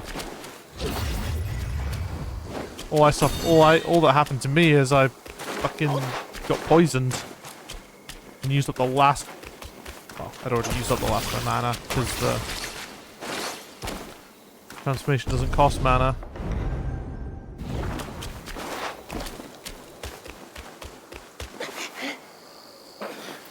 Lovely sight. That felt far too generous. What's up with the game? What's happening? Why is it being nice to me?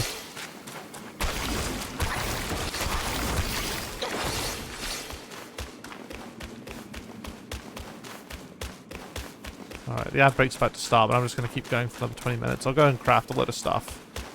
And then I'll read all these Yao Guai portraits that we've got. Maybe it's worth seeing what's over there.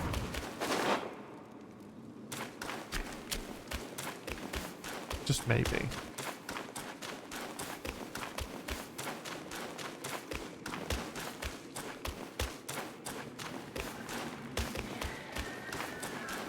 I can hear them.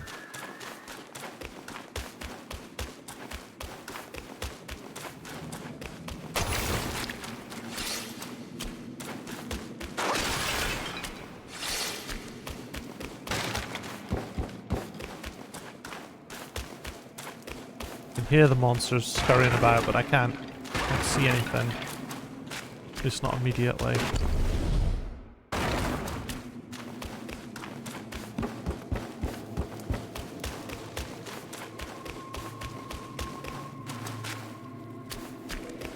We got food.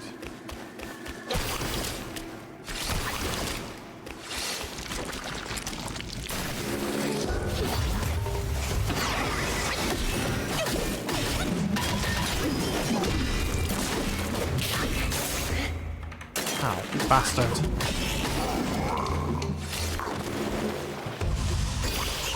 Absorb that. At least we're keeping our flasks nice and full. Yeah, that's good.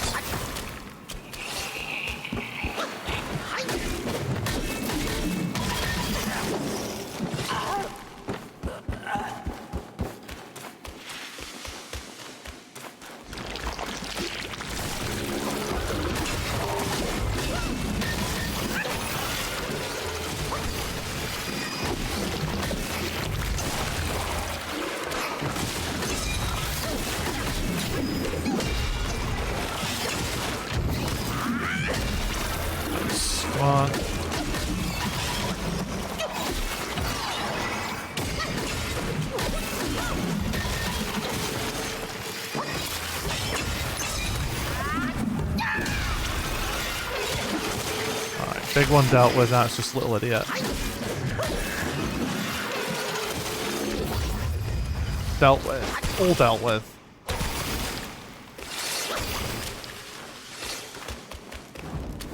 Oops. Gather up, please. The interaction for that's a little awkward sometimes.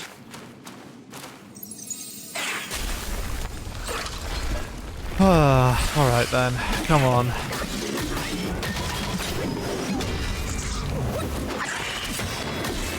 One's a little tougher than the other one.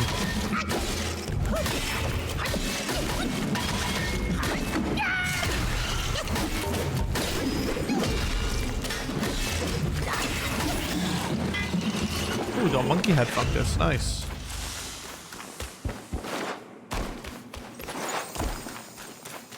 Oh, we got a meditation spot as well. Lovely.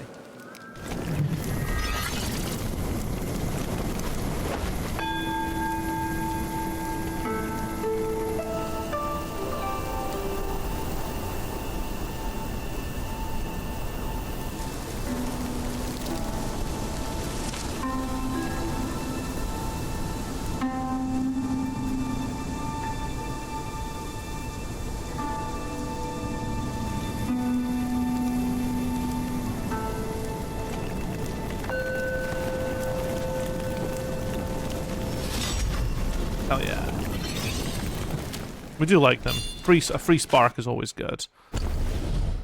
Self-advance.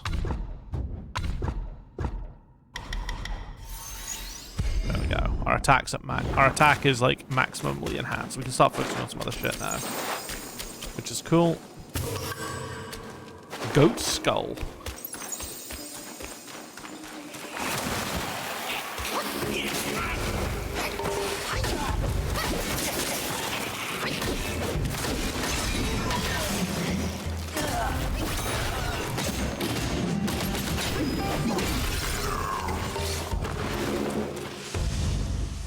Big idiots.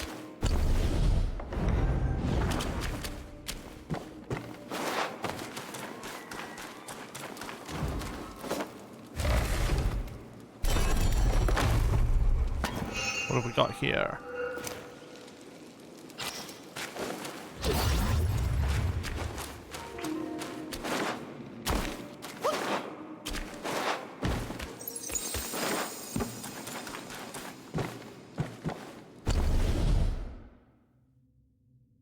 Oh, okay, is that like just a shortcut drop down point there?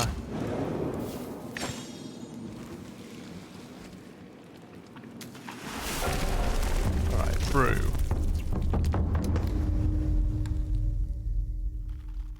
Massive increases the health recovery from using the good when at critical health, that's pretty cool. Short duration after using the good inflicts poison state to the Destimon himself.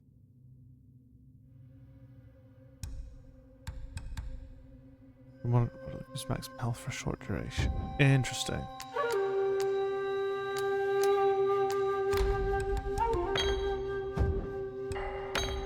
What have we got here then? So it recovers 24% maximum health when a critical massive increases the recovery. Interesting as well.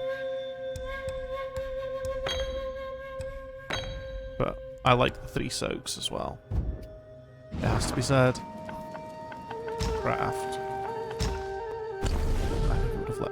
Oh, wait, was there something there? Holy shit, there is. Continues to gain focus for a brief moment after seeing through the enemy.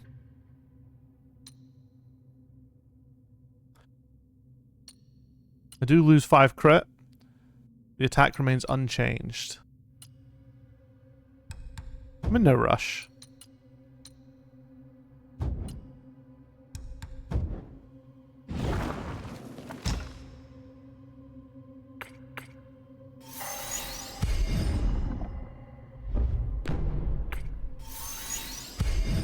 I do like the full gold though.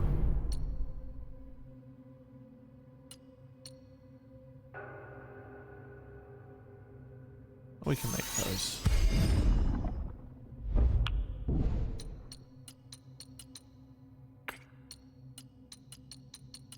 What have we got? We own everything else. We can make this now. Large amount of focus. Pretty cool as well.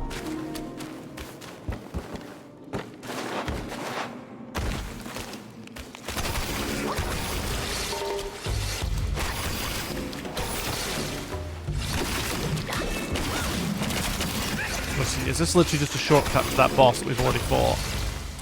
That'd be very funny.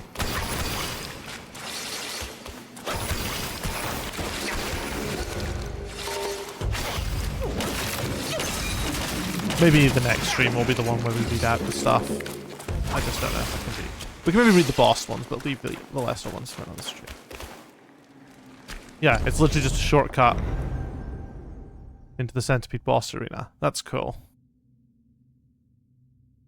So yeah, now I've actually covered and I'm back to where I was. That's kind of awesome.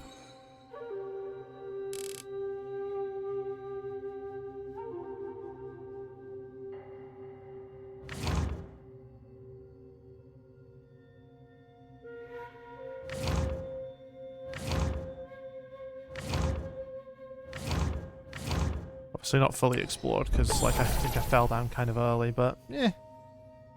It is what it is. It is what it is indeed.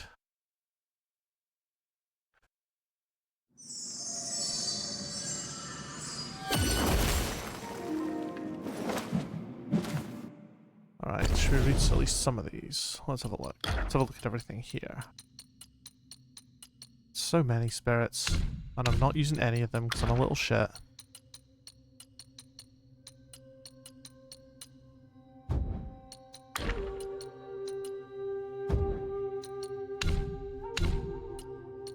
Wait, what?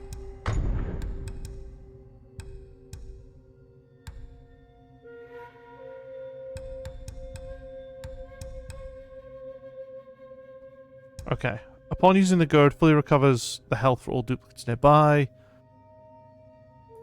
Okay.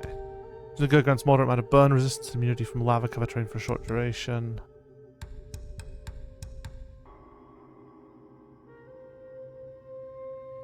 That may end up being useful in the future.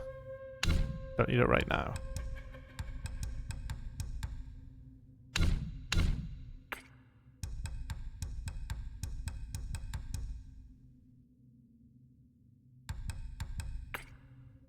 More weird crafting materials.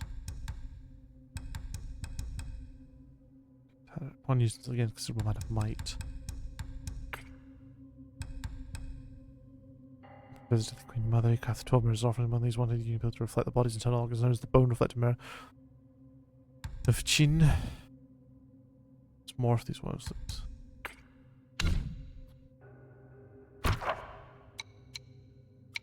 Six! Holy shit.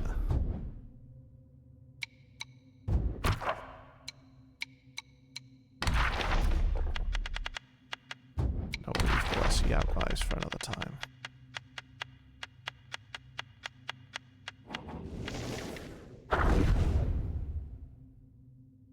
Second daughter of the Zhu family was raised as a boy from a young age. She managed the finances and trades for the cave.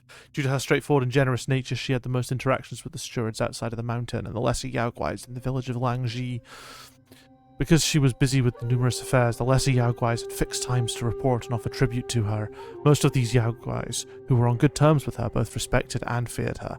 They believed that their capable and strong-willed lady might one day become the lady of the cave. If that happened, anyone fortunate enough to marry into the family could become a lord by association. This caused much distress for the 4 scorpion princes residing in the cave, who were often the subject of idle gossip. The second sister paid no mind to such rumours. Among the 4 sons of the scorpion lord, she favored only those who were most helpful to her. A few days ago, she had acquired a celestial vine seed from somewhere and planted it in her private courtyard within the cave, assigning the eldest scorpion prince to guard it. The eldest scorpion prince, delighted, assumed this meant the second sister had feelings for him. One day he approached the 100-eyed Taoist master, asking for help in matchmaking. The master laughed and shook his head, saying the woman with such strong will would only look down on him more if he sought someone else's help in proposing. He advised the prince to come up with a plan on his own. After returning to the cave, the eldest scorpion prince circled the celestial vine repeatedly, but he still hadn't figured out a way to win her heart. In ancient times, someone cast 2 celestial eggs from Mount Kunlun into the blessed land on earth. However, the will of the mortal realm was not as abundant as of the celestial realm. As a result, the celestial eggs failed to fully nurture and lost many of their wondrous abilities, taking on vastly different forms. One of these celestial eggs was used to redeem the guilty, while the other was hidden away by someone with ulterior motives. From this hidden egg, various creatures emerged, and it came to be known as the Elder Ammerworm. Every few days, the Elder Ammerworm would produce insect eggs that resembled blood sacs. If these eggs were ingested by a living being, the larvae would devour their internal organs.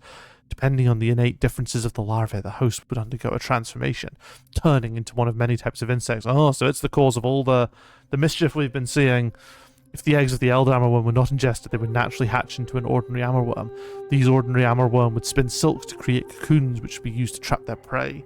The cocoons contained potent toxins that caused the trapped creatures to experience a sensation of flying in the wind, as if floating on clouds instead of feeling suffocated.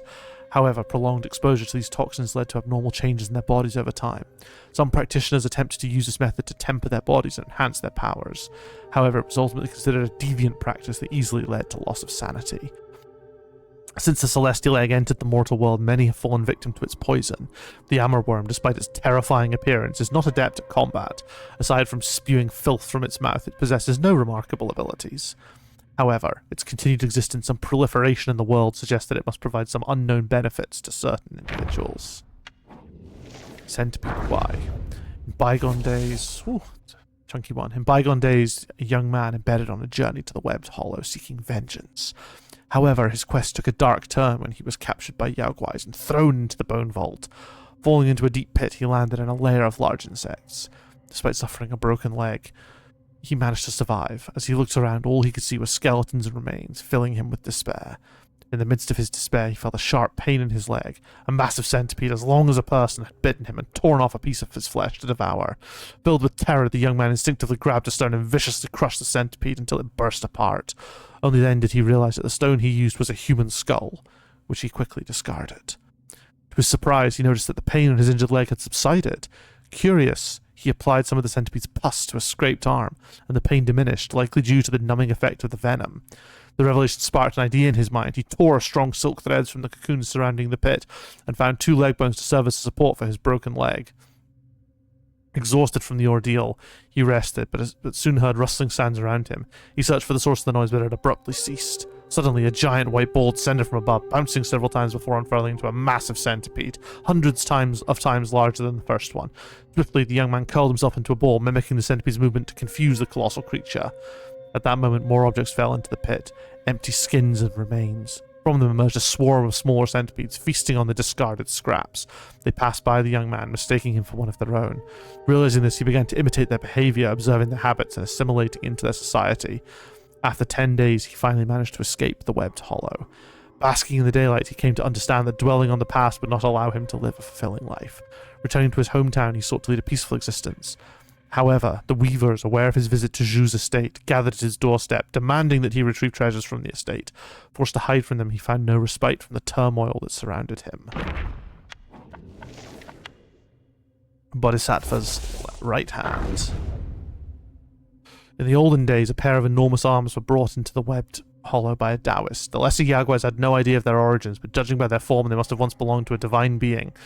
Shortly after, the 100-eyed Taoist master personally visited and placed 2 egg-like objects within the arms, instructing the Yaoguais to guard them diligently. At first, the arms exuded a thick, foul-smelling fluid. After some time, the fluid dried up, forming a thick, blooded membrane that encased the arms. Years passed, and from a distance one could see something writhing within the blood membrane, as if something was growing inside, eager to break free. Exactly 10 years later, 2 insects emerged from the eggs. Their bodies resembled bees, their tails like hands, and their venomous spit could kill any bird or beast and wither any plant it touched. The 100-eyed Taoist master rejoiced at the news and arranged a grand feast to celebrate. Amidst the banquet, he turned to the violet spider and shared a tale. "You may not be aware, but I once attempted a similar endeavor on Purple Cloud Mountain. Alas, the celestial eggs failed to hatch as intended, and I faced severe reprimand from our master. However, this time, I have come to realize that the celestial eggs bestowed upon us were not meant for lofty destinies to ascend. Creating Yaoguais, on the other hand, is an ideal outcome." One of the insects had a left hand for a tail, the other had a right hand. They loved to hang upside down from the ceiling cave, dangling their tails to lure prey. When the prey approached, they would clap their hands together, crushing the prey into a pulp before lowering their heads to swallow it whole. Later, the left-hand insect went into the mountains to practice, while the right-hand one, now unable to clap, prepared to guard the narrow paths. There it could take full advantage of the terrain to capture and devour any intruders. DLN, hello. Sorry, you've caught me at a bad time. I'm literally about to finish up the stream. But hi, I appreciate you stopping by. But yeah, you've caught me right at the very end. I was just doing a bit of sort of lore catch-up here. You have a question? Oh, please fire in. Fire ahead. Fire ahead? Go ahead. One of those words is correct. One of those phrases.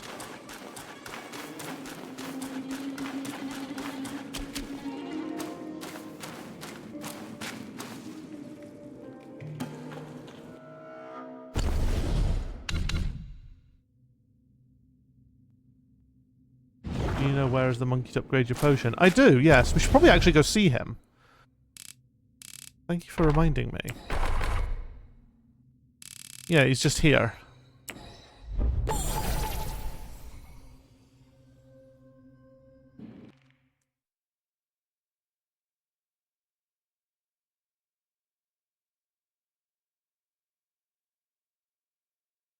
Because I have picked up, what's it called? The vine fragrance essence thing. which I think does allow them to upgrade my potions. I should probably see if I can upgrade my stats as well. I should go speak to the dog as well.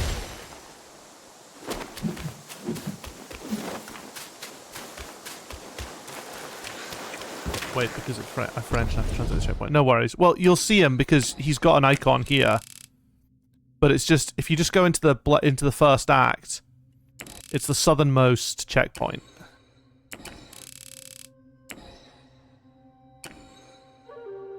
Marsh of White Mist. But he does have a little icon on the map as well.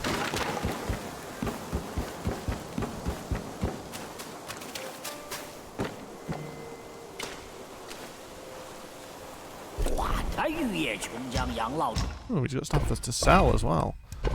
Awakening Wine Worm. Oh, and a fragment knife. Nice. Each sip recovers 35% maximum health when goes below half.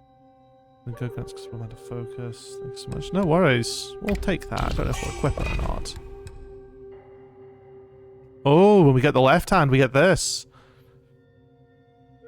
Interesting, interesting.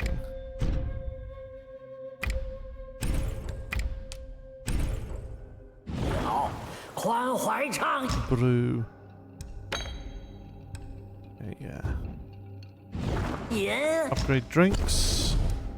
These are the only ones I can upgrade, aren't they?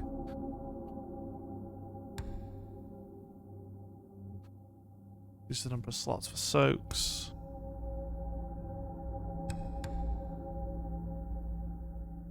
So finally. Been searching for a while, have you? Go to the highest tier. We might as well upgrade that one. No, I haven't finished the game. Still only in I'm in Act 4. Let's see. Where's Doug? Is that right? Is that the correct place for him?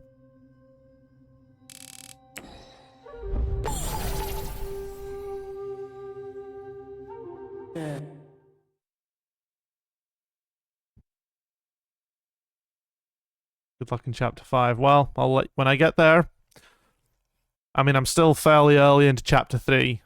Chapter 4, not Chapter 3. I've done Chapter 3. I'm fairly early into Chapter 4, I think. Man, if you've gone all the way to Chapter 5 without upgrading your gourd, that must be rough. Speaking of rough... Bad joke. Okay, come on. Talk to me. These interactions suck sometimes. What's he got to sell? Ooh, he has a few things. Actually costs no stamina. We should always take the recipes. Oh, that sounds like a useful one. Make medicines, mortal medicines. Ah, it's just the recipe stuff. Wait, what other mortal medicines can I make? Okay. What other ones can I make?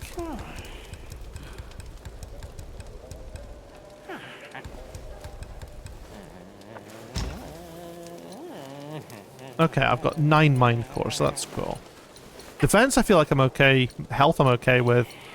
Honestly, I'm kind of tempted to just... Ooh, we should remake Celestial Medicines. Oh wait, no, I didn't need to do that. I thought...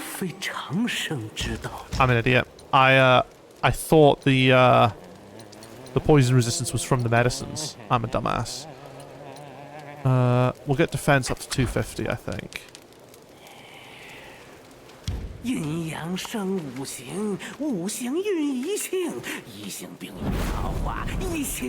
just skip this. Oh, thank you for the follow as well. Ah, Cos. Oh, some say Cosm. We'll get health up to...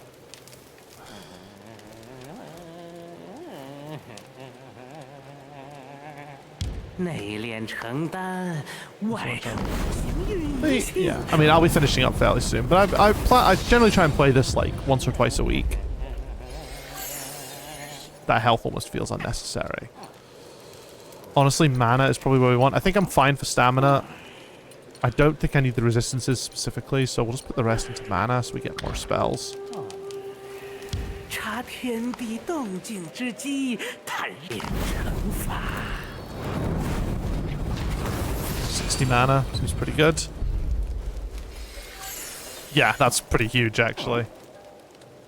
Have a nice day. Thank you. You too. Right. Let's head back and rest up. Well, not rest up, but just head to set up, and then we'll finish up.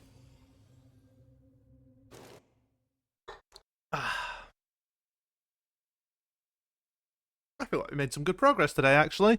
More than I expected. This area is not so heinous after all.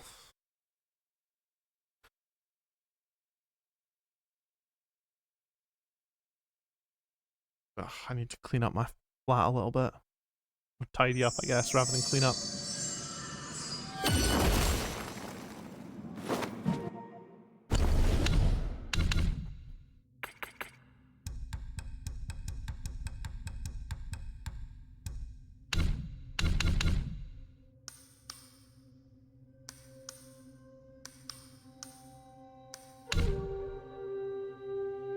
No self-advancement to be done.